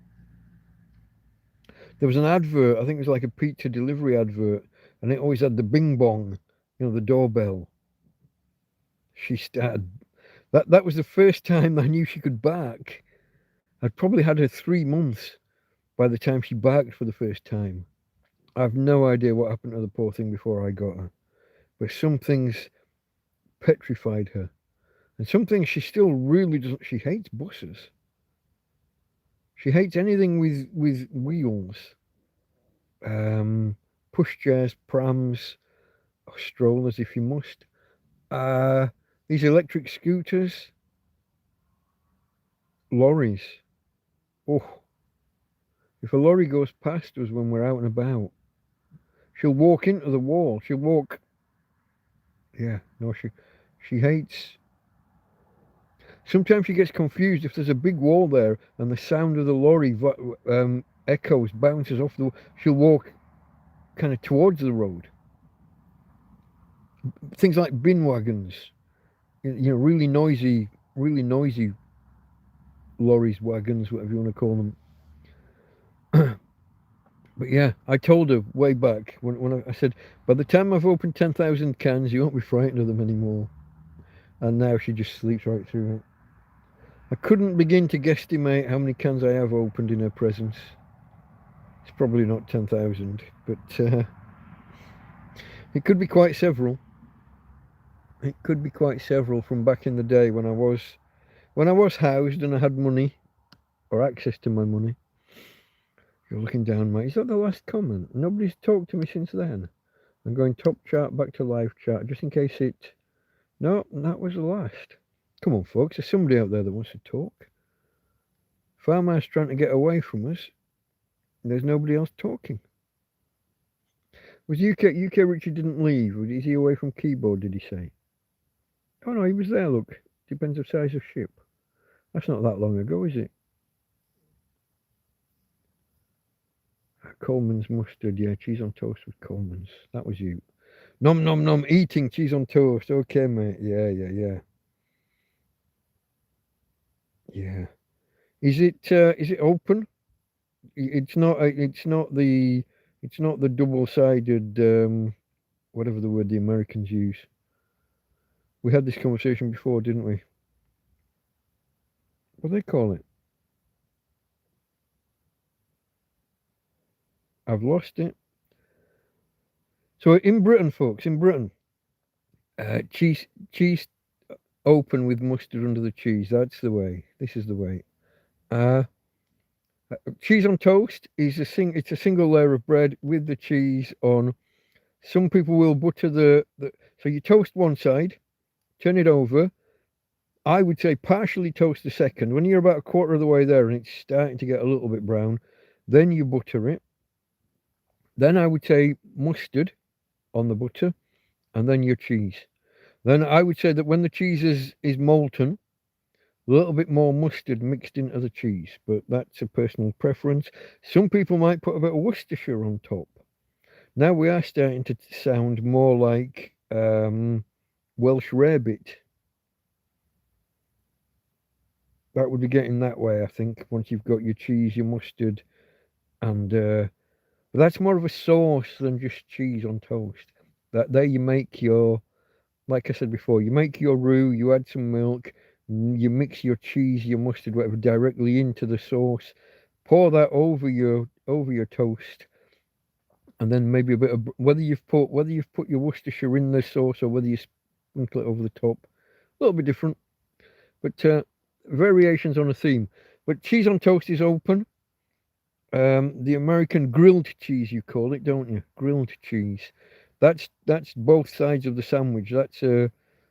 Now we have a thing in Britain called a cheese toastie, where you use a sandwich maker that cuts, it presses the edges of the bread and a diagonal through the middle. Two layers of bread with your cheese mixture in the middle, and you're only toasting the outside, and the device will do two full sandwiches, 4 slices of bread with your cheese mixture. That's a cheese toasty, historically. Very big in the, I'm going to say late 80s. No, mid 80s. I remember it in the slot machine arcades at the snack bar. 84, 85, 86 onwards. Better, well, I'm not going to say better than cheese on toast. A lot of, in Spain, they have what they call a mixto, which is a ham and cheese. Similar kind of idea, ham and cheese, toasty kind of thing. But you Americans won't believe this. Baked bean toasty. You got bottom slice of bread. You got a couple of tablespoons of not tablespoons, dessert spoons, I guess, of beans in the middle of the bread. Second layer of bread on top. Butter the outside of the top layer and pull the lid of the toast maker. Baked beans, baked bean toasty. You're gonna love it, folks.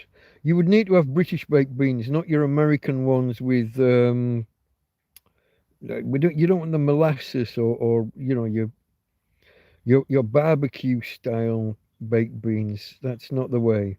British Heinz baked beans.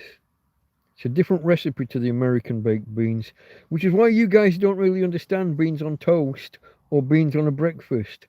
The American ones, I don't know about Canada, I'm assuming that you share the same because North America.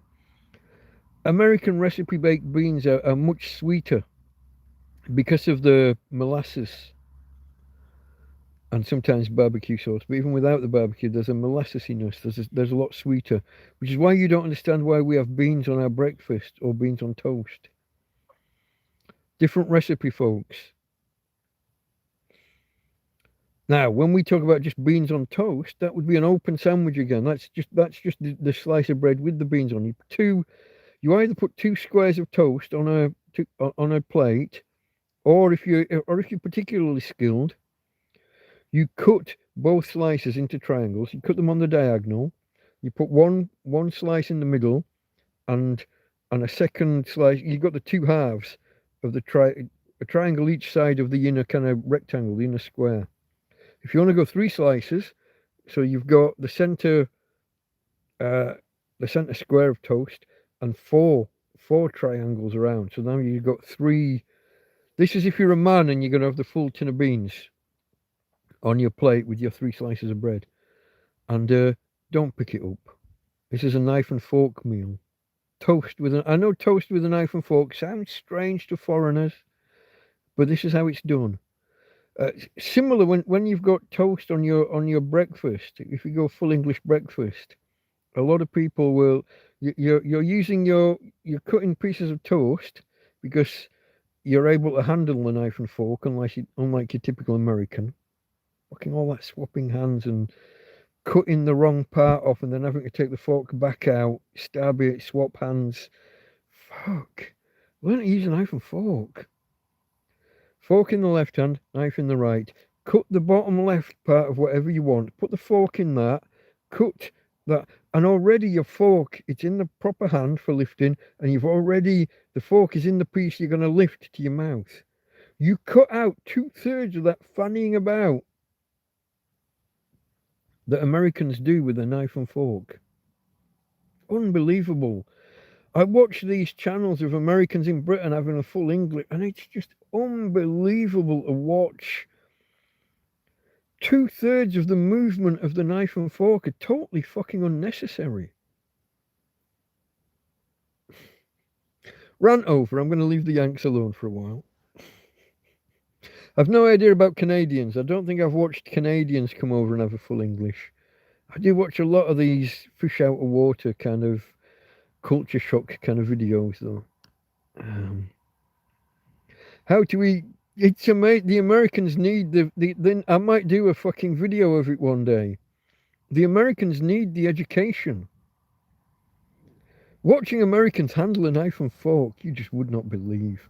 Now, whether you're going to put cheese on your beans, personally, I'm not really there. I'm not a cheesy beans. I'm not even a cheesy chips kind of guy. I like my chips the way I like my. Don't talk to me about poutine. This is a Canuck thing. What is it? Cheese curd. It's not even cheese. It's cheese curds and gravy on chips. I'm assuming this is a beef gravy and not a silly American white gravy, because Canada rather than America. But I don't know. But it just sounds awful. Cheese and gravy on chips. By chips, I mean French fries, if you're of that particular persuasion. Like a steak fry, a thick cooked chip, like an English fish and chips chip. Not crisps. Not those chips.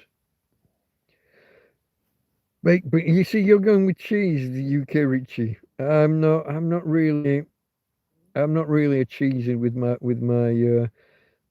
We can argue ketchup versus brown sauce on your baked beans.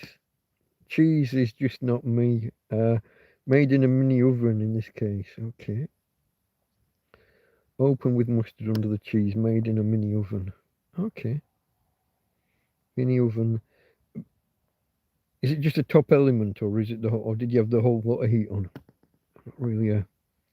You got people doing everything in a fucking air fryer nowadays. I think when I moved to Britain, when I moved away from Britain to Spain, I'm not sure air fryers existed. I mean, they might have been invented, but they weren't a thing. Let's ask. Google. Air fryers, UK. Oh, fuck. Hold on, folks. I'm still here. What happened there? Where do I need to be? Some of my wires are crossed, and when I picked this up, it dragged the other off. Not sure how that happened, folks. Sorry, I apologise again. People with headphones especially. 1 o'clock in the morning. And why did that not scroll? Oh, you're doing this again. The tablet's gone, hasn't it? It's doing this again. Do you remember the other week? Why is it doing this again? It's not. I didn't put strain on the. Now, okay, folks, I'm unable to look stuff up. But the phone is the internet connection this time. Last time the tablet was, and the tablet went off. A toaster oven, it's cold. Okay. Now, the last time this rebooted when I took the SIM card out, but there's no SIM card in. There's no SD card in either. Although it does take one. I might treat myself to a SIM card sometime soon. Maybe the next time I'm over at the Chino Bazaar. But before I buy one from him, I need to get an idea of what the price is for SD cards. What sizes do they come in nowadays? I can't look it up because why has it decided to stop working again? Don't panic, it will reboot at some point. It did this last week. It wasn't last week, was it? I think it was the week before. I don't know, folks. Nothing on my cache there, is it, from the sneeze? No output. I'll scroll with my little finger for now. Toaster oven. I think that might go viral. If I do the educational video of how to use knife and fork for our American friends. It might get me a lot of hate, but what would I do? Cheese on toast to do that, or would I do? No, I tend to pick cheese on toast up. It'd have to be beans on toast. I'll make one video. I can cover just the how to use a knife and fork and how to eat beans on toast. I can do 2 birds, 1 stone. Could go fucking viral. Probably been done already. I would have looked it up, but as you just saw, my tablet has just decided not to work, folks. What can you do? Okay, folks, I'm seeing 17 thumbs ups. If you could hit 20, that's always a benchmark that we aim for. I imagine I'm not ending on 3 hours. I'll give it at least another half hour. Like to hit 4 hours, actually. 2 birds, 1 stone. It's like 2 girls, 1 cup, yeah? 1 cup, 1 glass. What was it? 2 birds, 1... Two girls, 1... It was cup. Was it cup? Yeah, let's not go there, and that's not a conversation we want to have. There may be ladies present.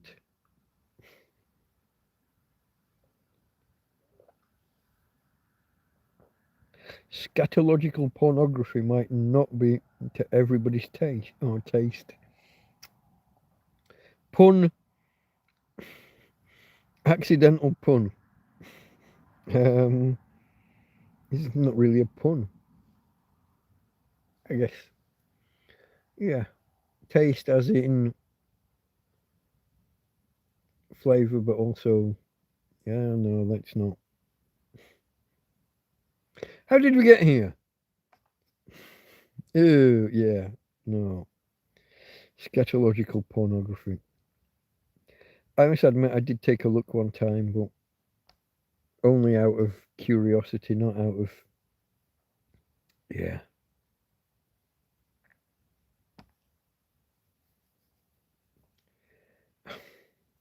We're not even getting to the... No, I'm not going to go. No. Don't do that. I stopped myself.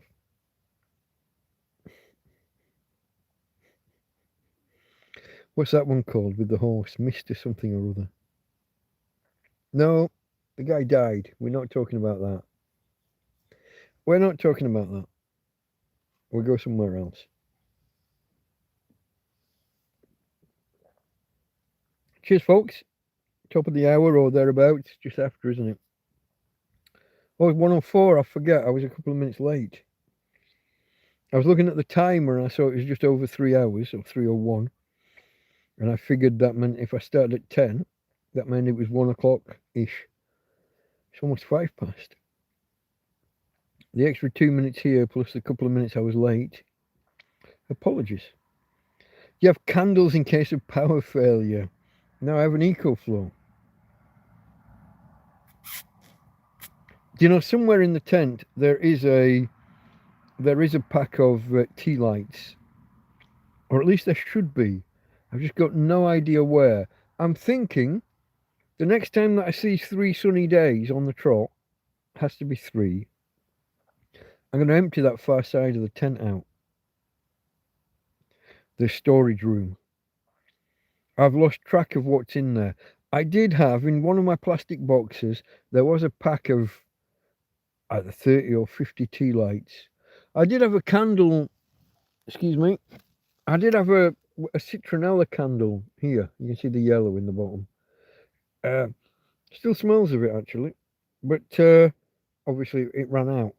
I did 3 nights of about 2 or 3 hours each night. So maybe I got 10 hours out of it in total. Maybe, approximately. But that's gone. But I've got the pot that I can put candles in. Tent. Candles. Not the best idea. Especially with the walls sagging in. I have electric lights. Battery operated. Rechargeable batteries that I charge every day. They will do 2, maybe 3 nights. But I top them up every day. And if we have low power, if I go 2 or 3 days with no sun and therefore run out of EcoFlow, run out of electricity, I do have, I think, a 10-pack of AA's, proper. I should test, really. Those would probably last a lot. These rechargeable ones don't have much in the way of capacity. Half the battery will be the recharge chip. Because the USB plugs directly into the battery. There's no charger. The battery is its own charger. But that means that the top third of the battery is the USB circuit, USB board. And then you've got within that there'll be the actual cell, are they lithium ion? I don't think they're lithium ion. I think they're just lithium ion, but not life PO4, lithium iron phosphate. I don't think they are. Not sure entirely. But I did notice when I got them that they didn't. I guess, I mean, if you're saying 2 nights, if a night is 12 or 13 hours, and I get 2, sometimes 3 nights out of them, you could be looking at 30 odd hours, maybe even 40 hours worth of use out of a single charge. But like I said, if they go, I do have proper batteries. I should test those proper batteries and see what kind of life I get. Because I remember with my head torch, when I used proper batteries, they lasted a lot longer than the rechargeable. Uh, I guess we should see. We should test it one day. I've also got my lantern here. You know, the one that we're using now. This thing with its 3 different power levels, and it's on the lowest, isn't it? That's the highest. That's the middle. That's the lowest. That's good enough. Between those, I get by. I got a couple of head torches, and I've got. Oh, this one here is solar powered as well when I want it to be. The lantern. And I got another solar powered light. It's meant to be like a security light. It's got two of the modes are infrared, passive infrared detection, and the third mode is just on. I haven't put that out in a while. I do use that for walking around the tent, like when I go to the loo or whatever. I have to get to the other bedroom. That's where my gentleman's urinal stands. Cola bottle with the top cut off, stood inside a wider tin for stability. Speaking of which, I will need to go and do that shortly, folks. In fact, now that I'm talking about it, the urge is coming on. It's probably psychological, but I'll give us, I think, 2 minutes. I got a bum shuffle off the bed, and when I get back, Tina will have taken my place. I'm just going to turn the microphone off for obvious reasons. 2 minutes.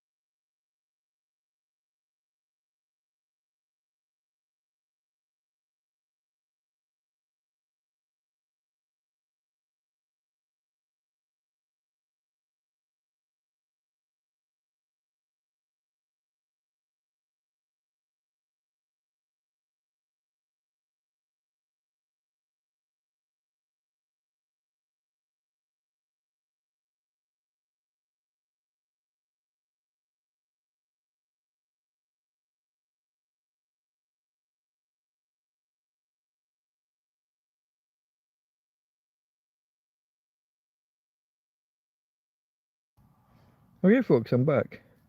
Just had to wash and dry my hands and talk to my little girl. She's now sat up. Shall we have a little look now? She's properly awake. For anybody who... You're still there, Tina? You're still there. Let's talk to the peoples, Tina. I know we kind of disturbed you while you were asleep before. Let's have a look. Or you're half asleep. Let's have a look here. Scroll for the light. Here we go, babe. Hey. Hey. You're going to talk to the peoples with me? Go on. If you talk to the peoples, I might be able to find a treat. Oh, treats. Oh, look at this. What have you got here? That's off the water bottle. Let's get rid of that. Shall we see if we can find treats for Tina? Let's have a look. There's not many. Oh, is that a different pack? Did I finish the other one the last time? I think I finished the other pack. Hold on a second, darling. I don't know if I've got enough hands for this job. I don't know if I've got enough hands for this one. At least for Doc Friskies, I thought that Friskies was a cat thing. I haven't got enough. Oh, come on. Give us a second, folks. Close up a Friskies pack. Hold on. What are these ones, Tina? Let me dump them here. I think these are the bacon. Yeah, these are the bacon twists. Here we go, folks. This is what I'm going to give her. Oh, I just do not have enough hands. Can I'll get some out. Here we go. We might as well finish the pack, okay? They've been lying there for quite several. Wait. I know you can smell them. Let's feed a Tina girl, huh? Ooh, where's a Tina? How's about this? Can we do this? Can we do this? I don't know if this is on camera. Oh, they taste nice. Oh, firework. She ignores the fireworks if she's eating. Sometimes. Alright, let me check the camera off you. This is not a Tina. This is not a Tina video. I'll carry on feeding you in the background, darling. Back to me. I'll give my Tina some treats. In private. Hey babe. It's not just a Tina treats channel. Where are we, folks? Anybody here? Did you all leave? Did you all leave while I was gone? Who's still here? Nobody's talking to me. That's interesting. I thought maybe chat had frozen, but it hasn't. I'm going to turn a bit more this way. Sorry, Tina. Turning my back on you, but I'll still feed you. Quiet though. Don't be so noisy. Go on, chew. You go bite it. Bite. They're not talking to me, so I'm going to ignore them and I'm going to talk to you. How's that? Okay, babe. Shh, calm down. It's the middle of the night. You're not really supposed to be eating at this time of night. You've had your food already for the day. You've had your food. Alright, folks. Who's talking to me? Nobody. What do I have to do? What was I chatting about before? Oh, we're not going to carry that conversation on. Candles, power failure. I don't know it's power failures, do I? Because I generate my own power, I'm living off grid. There's no... Unless we get 3 days with no sun. Maybe 2. Maybe... It depends whether I'm prepared at the beginning of 2 days. If I'm prepared and ready and got everything charged, I can do a 3rd day with no power. If for some reason I enter the evening and I'm already down on 70 or 80% on the eco flow, I may run out after a 2nd day. Who knows? We've done it a few times. We have run out in the past. Oh, my mate Joby, when he was round the other day, because he's got so many power banks, he gave me a spare power bank. I think it's 10,000 milliamp. 10 amp hours, 10,000 milliamp hours. UK Rich has got a head off. Okay, mate. Early start. Good night. Thanks for joining us and keeping the conversation going. Let's see if anybody else steps into the gap. If not, we may have to end on the 3.5 hour mark. If I can't keep the conversation going. Hey, babe. There's only a couple more little bits. Come on. I think. Yeah, I've got these. Look, let me scoop these up. I'll give you those in one. Those are just dust. Those are, you have to pick the bones out of those yourself. But Yeah, folks, let's keep the conversation going if we can. While I just feed the remnants to her ladyship. I'll have to open a new bag of treats in the morning. That's it, all gone now. All gone. Todo ido. Todo ha ido. It's all gone. Okay, folks, talk to a tramp. Who's out there? It says here that there's 9 of you. Oh, 8. I'm scaring you away. Nice. Cheers to UK Richie for keeping the conversation going so long.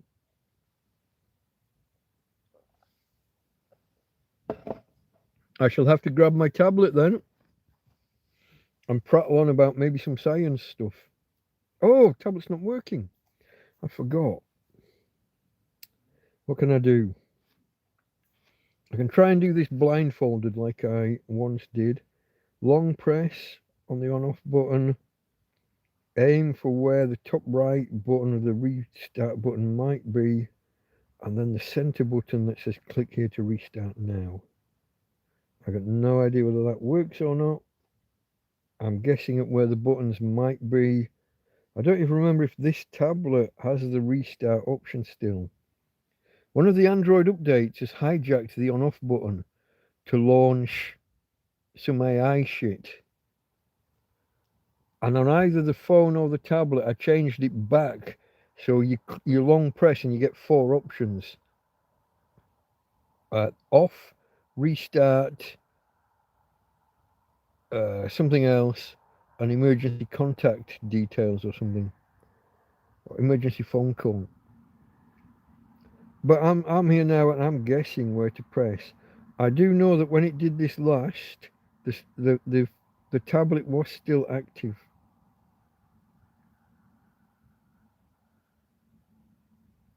And I was guessing at the on-off. But then when I did find my SIM card removal tool, here it is, under the soap. Sorry folks, hand in the way of the light. I'm going to see whether I can make this work. The last time I did this, how does this one work? Does it push in and pop? Yeah, it pops out on its own. So look, there is nothing in there. It does. It will take a SIM card and an SD card. Not sure if it'll take 2 SIM cards. Don't think so. My phone doesn't take SD cards at all. Now, last time I did this, just taking that out. Now, there was a SIM card in at the time, but that caused a reboot to happen after a minute or so. I don't know why it does it. I wonder if I've maybe dropped it one too many times. Might be a temperature thing. Although it's not that cold tonight. Who knows, folks? Who knows how these things happen? I'll go for a long press and see whether that helps, but I don't think so. You've got the 18th light. Andy's computer tube is here. Hello, Andy.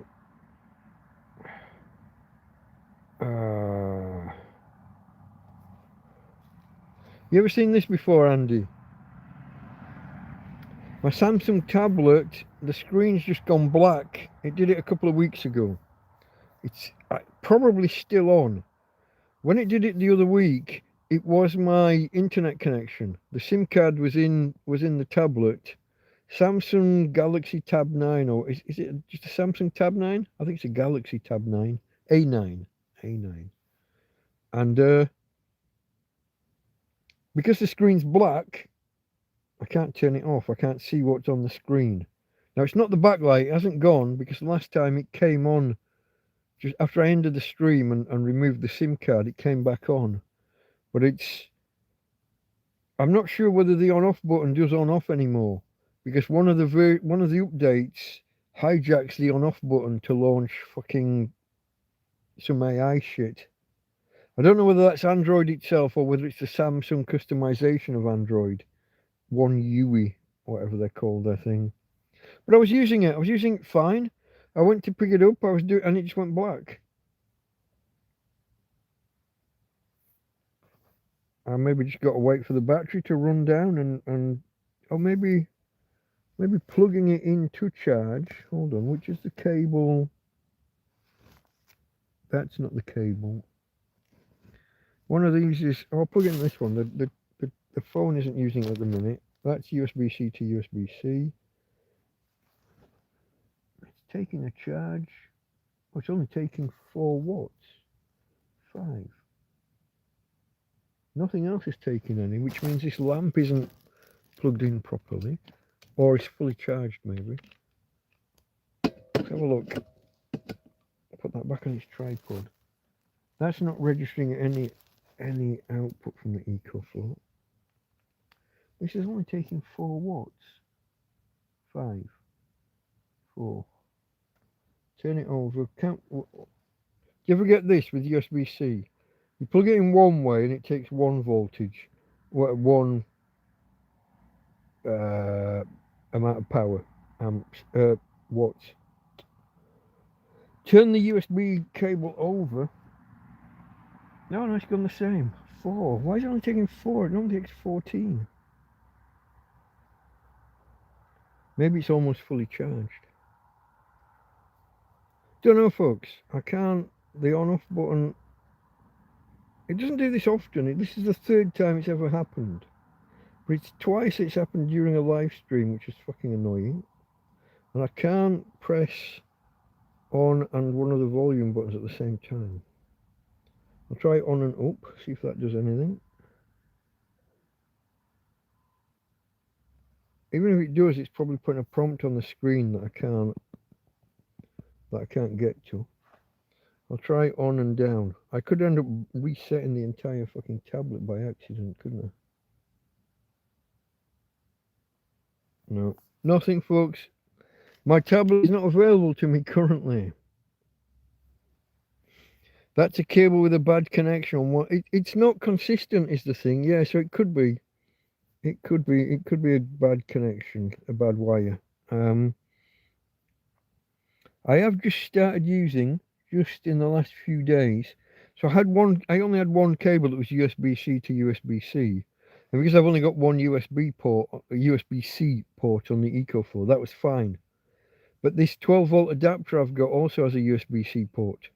Most of my things, all of these AA batteries that plug directly into USB, and my lamp, and some other things, they need USB A to C. They're only using the 5 volts, and they're expecting it to be live. They're not doing the correct resistor or capacitor thing to signal. So USB-C to USB-C just doesn't work. Because the USB-C port is cold. It's not live, is it? Your device is supposed to pass a voltage down to wake it up, and then it measures the resistance. I think it's the resistance over the wire, and that signals what voltage it will take for use. Try a hard reset. Hold the power. Yeah, I just did. I've just tried the voltage plus and plus volume. I just tried it. Even when that happens, it probably would put a prompt on the screen that I'm not going to be able to see. Hold on, I missed that. Yeah. I don't want to do like a factory reset or anything. I just want to force it off and on again. It'll probably come back on in the next hour. It did last time. Nothing to speak of. Assuming it's off. A long press to bring it back on, but nothing. Like I said, last time the SIM card was in and the stream carried on. I didn't even think. I was trying to do reset, which would have ended the stream, because the SIM card was basically it's the hub, isn't it? It's the router. It's the yeah. The USB-C spec is very clever. Unfortunately, so few devices and so few cables follow the true spec, and things can get a bit iffy. But it is clever. It's power saving as well. Once everything's USB-C to USB-C, once everything's proper, it'll be a power saver as well because it's not permanently powering the USB ports. Having them permanently hot at 5 volts must be a power drain to some extent. But yeah, we're in that intermediate phase, aren't we, where a new thing's out and some devices are just, even though they've got a USB-C connector on them, they're expecting it to be hot as soon as you plug it in. This lamp, for example, and these batteries.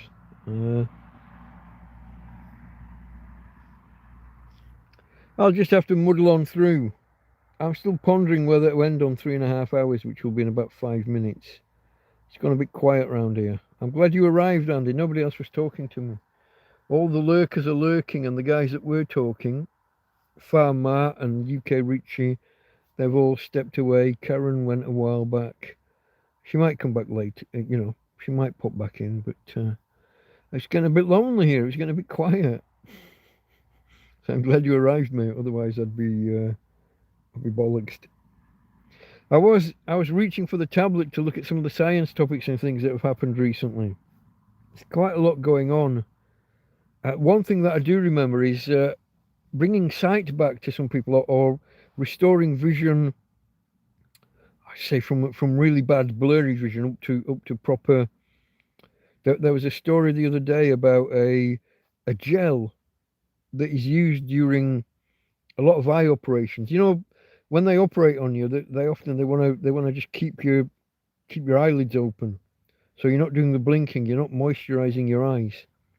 So there's a gel that they will put over the eyes during certain operations.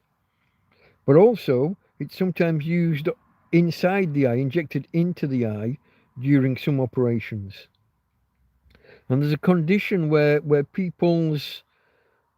pressure inside the eyeball drops, and obviously that distorts the shape of the eye, the shape of the lens. Everything goes out of focus, and people get a really blurred vision. They basically lose 4 or 5 lines on the eye chart. Basically, they end up registered blind. And what they found out is that if they inject this gel into the eye, now injecting into eyes is something I could not.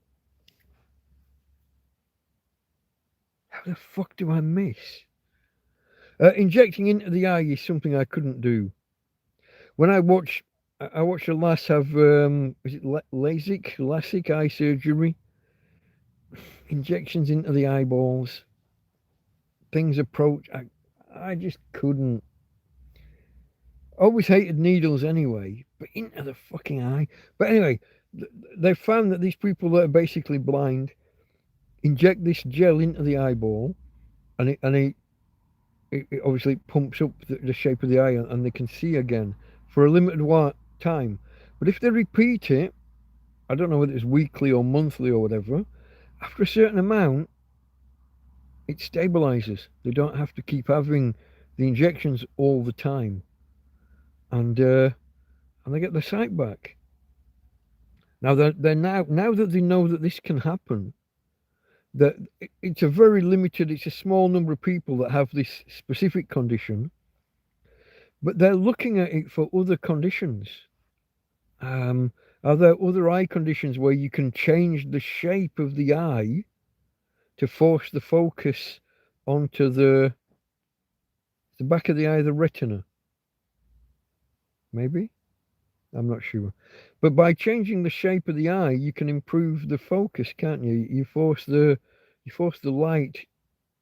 So the light goes in and crosses, and you want that cross, that point. You want that you want it in the right place, just in front of the. I'm gonna say iris. You want it just in front of the place with all the cones and rods that do the detection of light and colours. Well, that was quite interesting. There's other stuff going on with black holes and things, but I didn't fully read up on it, so I can't talk on that too much. This is why I wanted my tablet, folks. This is why I wanted my Astigmatism. Which one's that? Is that the? It's a, or is it where you see more out of one eye than the other? I've got a. I don't remember. I think it's astig.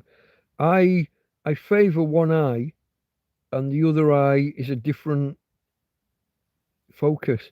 So if something's here and I can read it well with my left eye, it's not so right with the eye. Rugby ball shape. Okay. See, this sounds like it might be a thing that this gel stuff might help, but the whole fucking injection at the eyeball. I could not sit there and watch. I could not sit there, and it's the in the LASIK classic, however you pronounce it. I'm always fascinated how pronounce becomes pronunciation. And you hear a lot of people say pronunciation, which is just, that grates with me. But that's just an aside. But I couldn't watch something coming into my eye and then actually stabbing the eye. I mean, as a kid, I remember going to I had a lot of hospital visits because of my face. That's another story. But it's a regular occurrence. I would go, they'd do blood pressure, and they'd draw blood, and they'd do stuff, and they'd inject some things, and hated it. My mum would normally take me, and somehow she could calm me and soothe me. My dad took me one time, and this is quite a journey from my village into Barnsley and then on to Sheffield. What are we talking? Maybe 25 miles? I'm not sure. But my dad took me this one time, and when it came time for the injections, I ran out the building, round the car park. Took them about half an hour to get me back. I would not do as I was told. I would not come back. I would not put up with that shit. I would have been about 6 or 7. Maybe. Hate just injections generally. At the time I got my face battered in, my last 6 teeth, and I got knocked to the ground, and my face kicked, and my top lip against one of the last of my teeth, it cut up and across, and my lip was hanging down like that. And I had to go. I should have gone to the hospital that night, but I went home and to bed instead. So when I got up the next day and had to go to the hospital, and the guy was, I'm gonna have to give you local injections, and I'm like, can't we make it a general? Can't you put me? No, I need you to be awake. Oh, fuck. Okay. And he was so desperate. I mean, I thought this was life changing. I thought, like, this is a disfigurement that would be with me for life. So lucky, Royal Lancaster Infirmary, one of the top plastic surgeons in the country, put my face back together for me. It reattached my lip. Gave me, I don't know, there was 2 or 3 injections on the outside. There were a couple on the inside. There was some into the gum, and some into the inside of the lip. There was all sorts. He had to try and numb the entire top jaw, I think. Is that the maxilla? Maxilla and mandib? I don't know which way around those are. Those are the 2 words, aren't they? But anyway, he had to do that, and then he gets like a wet wipe. He gets sterilizing, and he has to put it in the where the lip's going to go back, and he has to rub it all together to get any grit and any crap, and also to sterilize it. And then they put 20 or 30 stitches in. I can't remember. And told me to come back in a week and see someone to have the stitches taken out. And apparently he forgot that they were the dissolving stitches. So I come back a week or 10 days later. Apparently your face, your lips and your mouth, anything to do with your mouth heals really quickly. I took 3 days. I didn't even take days off work. I walked into the office with this all stitched up and the stitches just there on display. Uh, I avoided going out. I went to work on the bus and went home and just stayed home. I didn't go shopping. I didn't go to the pub with my mate. I left it about 4 days, and I walk into the pub, and no one noticed. One bloke said, "Oh, new scar," but that. Oh no, that must have been. It must have been longer than that. It must have been after a week. Okay, I mustn't have gone out for a week. After the stitches were gone, I went back to the hospital to have the stitches removed. They couldn't find any. They thought I was making it up. It was the dissolving dental facial stitches that dissolve. I think she managed to find one little strand that she pulled out, but she said I didn't even need to. That would have fallen out in a few days. When I went to the pub, one bloke noticed. I think yeah, I'm not okay. He did. He fancied me, but that's by the by. Each to their own. It's not my thing, but yeah, I had my face kicked in, folks. But yeah, they'd have to knock me out to degradable, dissolvable, degradable, whatever you want to call them.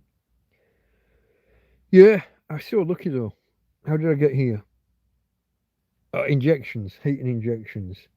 Oh, when the guy said he was going to do the injections, I cringed, but this was so potentially so disfiguring and life changing. I thought they might just have to cut the stuff off, and I would just have half my lip missing. And I'd left it so long. He really told me off for not coming in that night. Happened down a dark alley, intoxicated on a bank holiday weekend. Long story. I look down this. I'm on a road. I look down this alley next to the pub, and there's a guy getting his head kicked in by two big guys with lots of knuckle dustery things. And I shouted at them to stop, because you would, wouldn't you? So they came after me and got me. I knew I was going to lose the fight, but I still had to fight. Big blokes, knuckle dusters. I think they were pub or nightclub bouncers. But matey boy got away. There was no reports of dead man in the alleyway, in the ginnel, as we would call it in Lancashire. Snicket in my part of Yorkshire, but in Lancashire it's a ginnel. Snicket, which is a derivation or a distortion of sneak it, little passageway, little alleyway. Lancashire it's a ginnel, apparently. I don't know the. See, if I had a tablet, I'd look up where ginnel comes from. Couldn't even guess at a spelling. GUINNE single or double L, maybe, as a guess. But I couldn't tell you the derivation of it. Snicket, I know, comes from sneak it, as a little passageway, a little pathway. But such is life, folks. That's injections into the eye. But this idea that they can change the shape of the eyeball by putting this gel in. And okay, the disease it's being used on at the minute is rare and isn't very many people. But that the idea, the process, this gel is used commonly in surgery to lubricate the eye. You know, when you're pinned open and can't blink. Excuse me. But yeah. Anyway, I think I was going to end on the 3.5 hours, wasn't I? That was 10 minutes ago, folks, nearly. Have we got enough conversation to keep going until if we hit the 4-hour mark or get just over, all that post-processing that they do with live chat replay and with the different resolutions and bit rates, different video types that they process, that all gets done within 15 or 20 minutes. If we don't make it to 4 hours, it takes 15 to 20 hours. So it's worth going for 4 hours if we can. I just need the conversation to keep going a little bit from the other end. If there's anybody out there, don't want to be begging. Don't want to be begging for topics and for people. Look at this. Look, you're all running away now that I'm looking at you to keep the conversation going. For anybody lurking out there, anybody new, I know there's only 8, 9, 10 people here, maybe 15 at the peak. But when I finish this stream and look at the stats, there'll have been between 150 and 200 people here at various times. So if you are just lurking, if you are just dropping in to see what's this about, talk to a tramp, TrampCast, what's it all about? I am a homeless guy, a so-called tramp, hobo, vagrant, indigent person, person of no fixed abode. Some might say a bum, someone who lives rough, perhaps on the streets, or in my case, in a field, and nowadays in a tent in a field. The channel is Delta Mike, down and out in Torrevieja. I am Delta Mike, down and out, tramp, hobo, etc., as we just explained. Torrevieja, city on the southeast coast of Spain. I'm an Englishman, literally trapped in Spain by circumstances. What do you think of, okay, politics. I don't mind touching on politics, Andy. What do I think? It's complex. My thoughts are complex because I don't have one ideology. I'm not left and I'm not right. So I will say some things that will appeal to the left and that the right will hate. I'll say some things that typically will appeal to the right and the left will hate. And sometimes this can even cause me to have views that are overlapping and contradictory to some extent, which can lead me to be called, you know, there are names, aren't there, for people who take one side 1 minute and the other side the other. But so Trump, like some of his policies, I think the guy's a bit of a joke. The whole Minnesota, the childcare rip-off scandal, billions missing. You see that the other day? It didn't even make the news on the whole. 700 million found in a bag at the airport on its way back to whichever African country is Somaliland. There are so many billions gone missing, so many that they just pack one bag with 700 million and try and get it out through the airport and probably don't notice if one shipment goes missing. That was a thing. Didn't hear about it. Like I said, the news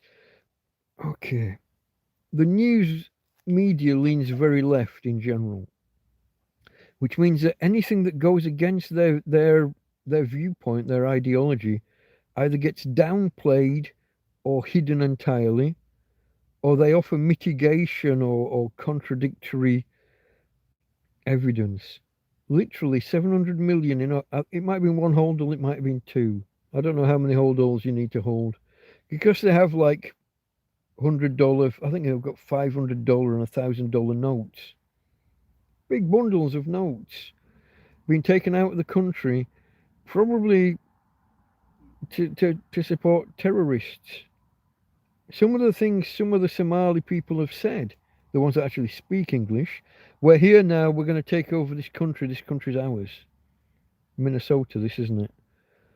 The stuff that's happening with the governor there, where he's downplaying the fraud with all the nurseries and childcare. And that lad who did the video, what is he, 23, 24 years old, got over 100 million views on his video. And that doesn't even include what happens when Asmongold and others cover the same video, when they show his video within their video with added commentary, reaction videos. So you've got all that going on in Minnesota. And at the same time, that same governor is telling everybody to get out on the streets and stop ICE, Immigration and Customs, something or other. ICE. So he's encouraging people to protest and to stop the federal government doing their thing, where Trump wants to get illegal immigrants out of the country. So it's all very complex. Is the governor encouraging that as a smokescreen to take attention away from the fraud with the healthcare and childcare? And that's, as a minimum, well, we know there's at least 700 million missing because that was found at the airport. But people are talking about 3, 4, 5, maybe even 10 billion. Not billion. They've just been paying out. If anyone says I run a childcare nursery kind of thing, and we have 100 kids, okay, and they just pay. They don't no checks, minimal inspections. The learning centre that was misspelt. That there was a misspell. It was the early Leering Centre, no N in learning, and they had their own address in the door, and they got the road name wrong. And when this guy goes there and asks, "Can I enrol my kid in this childcare place?" they said no. It's jumping. So yeah, you've got and then you got the lass that got shot, and you've got all the controversy about that. This is jumping like shit. What's it doing? And it's jumping even when I've got my finger on it. Okay, Alan says, did you ever open that document from the cup? No. Well, it's open. I haven't read it in depth. Glanced, but didn't get to the meat of it. I haven't got the guts. Still sat there, yeah. Hasn't Karen insisted? Karen's tried insisting, but you know, it's in a drawer. She doesn't know where it is. She doesn't really come inside the tent, her or her husband. So, aren't you? I'm curious, but I'm frightened as well. So, you know, I procrastinate. I cower in fear as a. But they haven't come for me, so it can't have been that bad, can it? So I'm cheered by that thought. So yeah, hello, Alan, by the way. Alan in Norfolk, not far from Norwich. I think he said not last time, but at some point. It's jump. Why is it jumping now that Alan's here? It's jump. It was bad before, but now it's terrible. It's literally flickering up and down. Let's see whether it stabilizes. I did top chat, switch back to live. No, it's jumping. It's jumping even when I've got my finger on the screen now, folks. We might have to end. Well, we are ending soon anyway. 15 minutes maximum, but have you been watching all along, Alan? Are you one of the lurkers, or have you only just got here, if I may ask? Oh, so yeah, going back to Andy's question about America and what's going on in America. There's lots going on, though, isn't there? You got the whole Venezuela, let's kidnap your president thing. Sorry, arrest. And take him back to New York for trial. Trial on what? Where's your, what do you call it, jurisdiction? Where's your jurisdiction about what someone in Venezuela does? That's a question. Then you got the lass that got shot, the lady that got shot, and the wife shouting, drive. And was the ICE agent in front of the car in fear of his life at the time, or had he escaped already and stood to the side? Was he reaching over to shoot? One shot through the windscreen, two through the side window. So the shot through, by the time he's shooting through the side window, he's clearly not in front of the car. It's complex. I don't know where I am on that one. Now they're saying that the ICE agent got internal injuries, internal bleeding from being struck by the vehicle. Are we talking about bruising, or are we talking about proper real? And why did it take them 3 or 4 days to mention it? I guessed from the footage that he got his arm struck as the car drove by. Before he shot or after? I don't know. So lots going on in America, isn't there? Lots. Greenland. What the fuck? America and Greenland. America and Canada. It's not that long ago. He's threatening to. He wanted to own Canada. And he talks about taking them by force.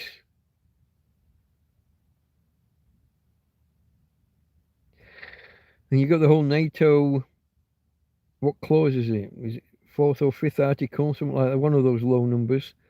If one country is attacked, the rest are honor bound to come to their defence. Are we going to war against America? Are we going to war against Russia at the same time? Because we're talking boots on the ground in Ukraine now as well, aren't we? Interesting times we live in, folks. The old Chinese curse, may you live in interesting times. We certainly do. And it's not a good thing. Imagine if we end up going to war with Russia and America at the same time.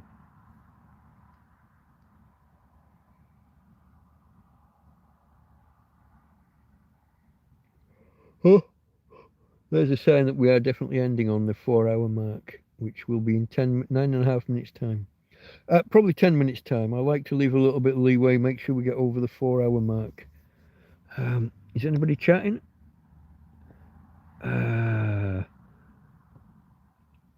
Came in about 15 minutes ago, said Alan. I didn't see it, didn't pop up.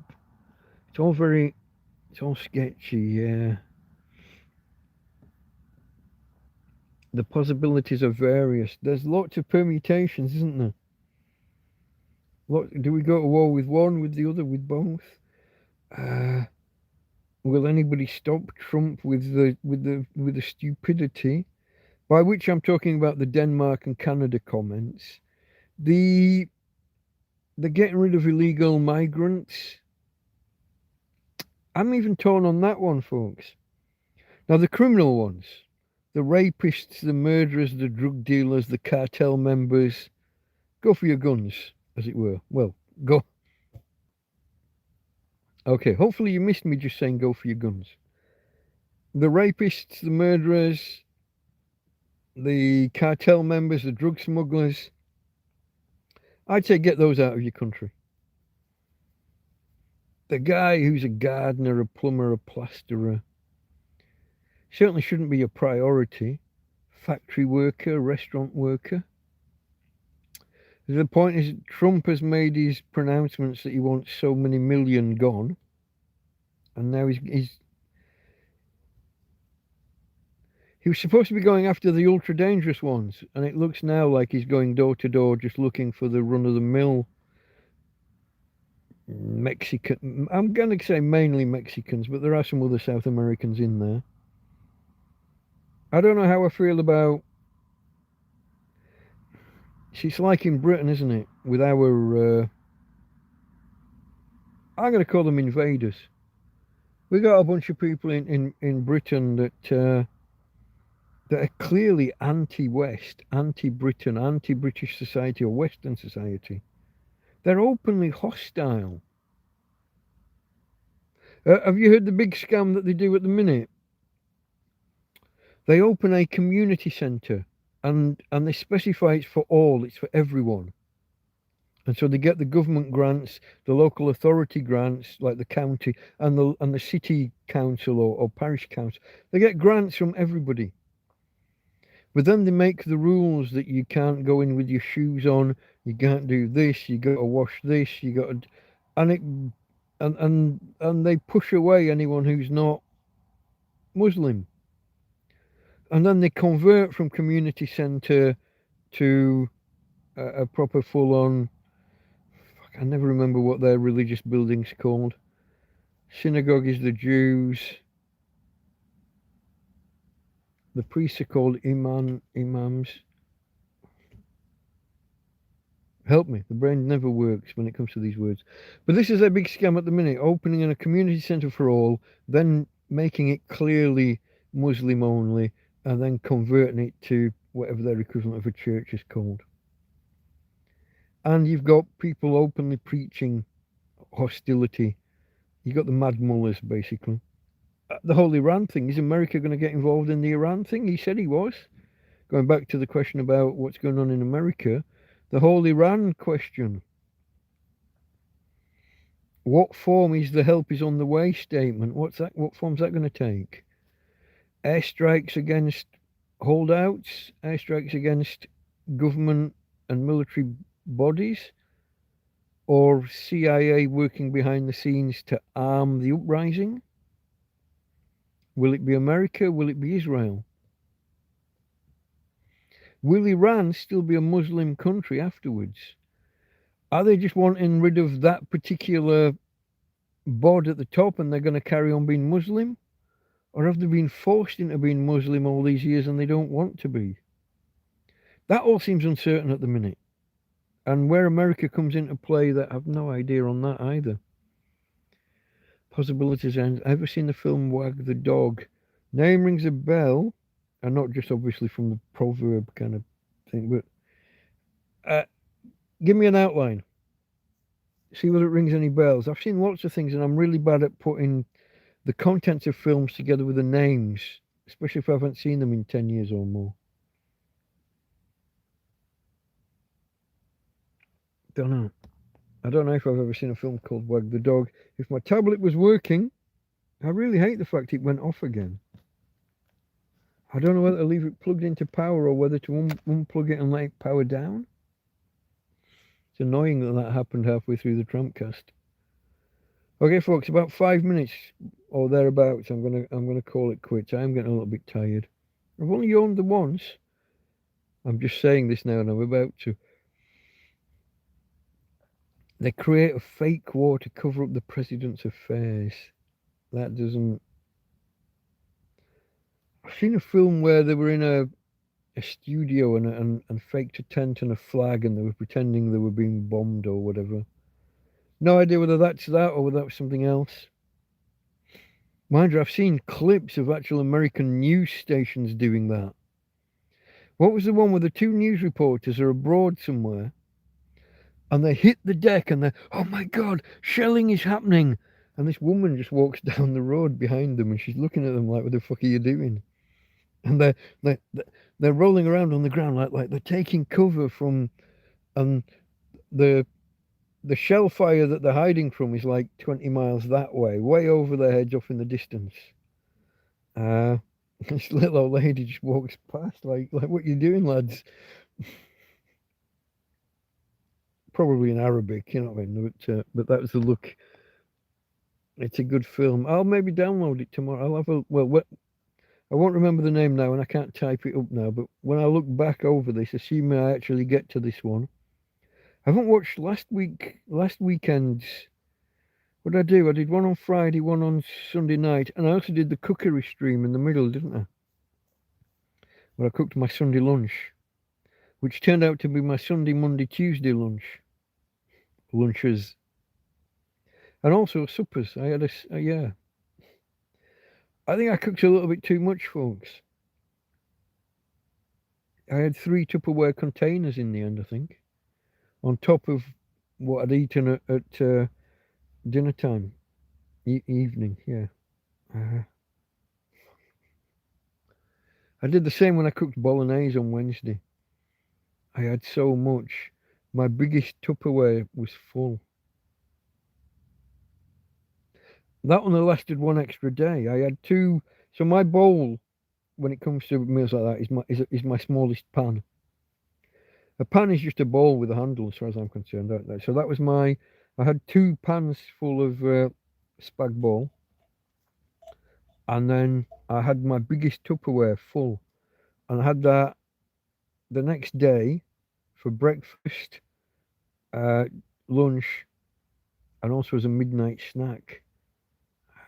So the big Tupperware went in one day, but in three sessions. Spag bol for breakfast, folks. That's when you know you're living in style. And I didn't even have to cook it that second day. It's already done. It's just there.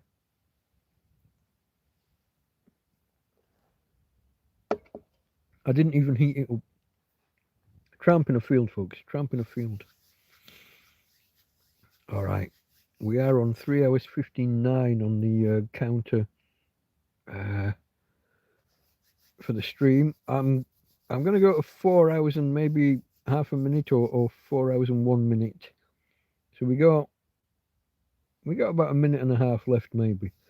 And I shall endeavour to leave you in the style to which you may, if you've been here a while, you may have become accustomed. Yeah. I thought she was asleep, but she did just lift her head. Hey, babe, you're going to say goodnight to the peoples? We're going to say night. Wait. Just give us a minute. Oh, okay, you're standing up. You're getting up. Let's tuck your collar in there, look. Tuck the extra bit in. Okay, folks, where are we? We are now on 4 hours now. Now, we have had a couple of outages. I could be a couple of seconds out. My counter and your counter might be different. And the counter may be different from what YouTube actually have on their end. That's why I do the extra minute, just to make sure that we're actually over the hurdle. As I said, you hit 4 hours, this thing is all processed and available. Someone new can come along and can watch it from the beginning with live chat replay, probably in about 20 minutes time. If we don't make it officially to 4 hours on the YouTube end of things, they might have to wait 15 or 20 hours for all of that processing to be done. We're about to get there though. I have to turn and twist. So we're going to finish in the manner to which you may or may not be accustomed. If you're new around here, you can meet my girl. And if you're an old hand, you've met a lot of times. Hey babe. Here's my Tina Doggie Darling. Hey babe. Whoa! I fucked it. Whoa! That way. Fuck. I dropped the phone, folks. I think the picture's upside down. What the fuck? Rotate the device. Here we go. That's the right way up. Here's Tina next to the fly spray. Hey babe. Say hello to... Oh, I thought you were going to kiss the peoples. Okay, folks. Sorry about dropping the phone. Karen just got back and we're going. Yeah, here's my girl. You were asking to see her earlier. I didn't get a timestamp. We did show her a couple of times earlier. But here she is now. Auntie Karen, Tina. Auntie Karen says hello. Okay, folks. From Tina and from me, Delta Mike, out. Catch you later.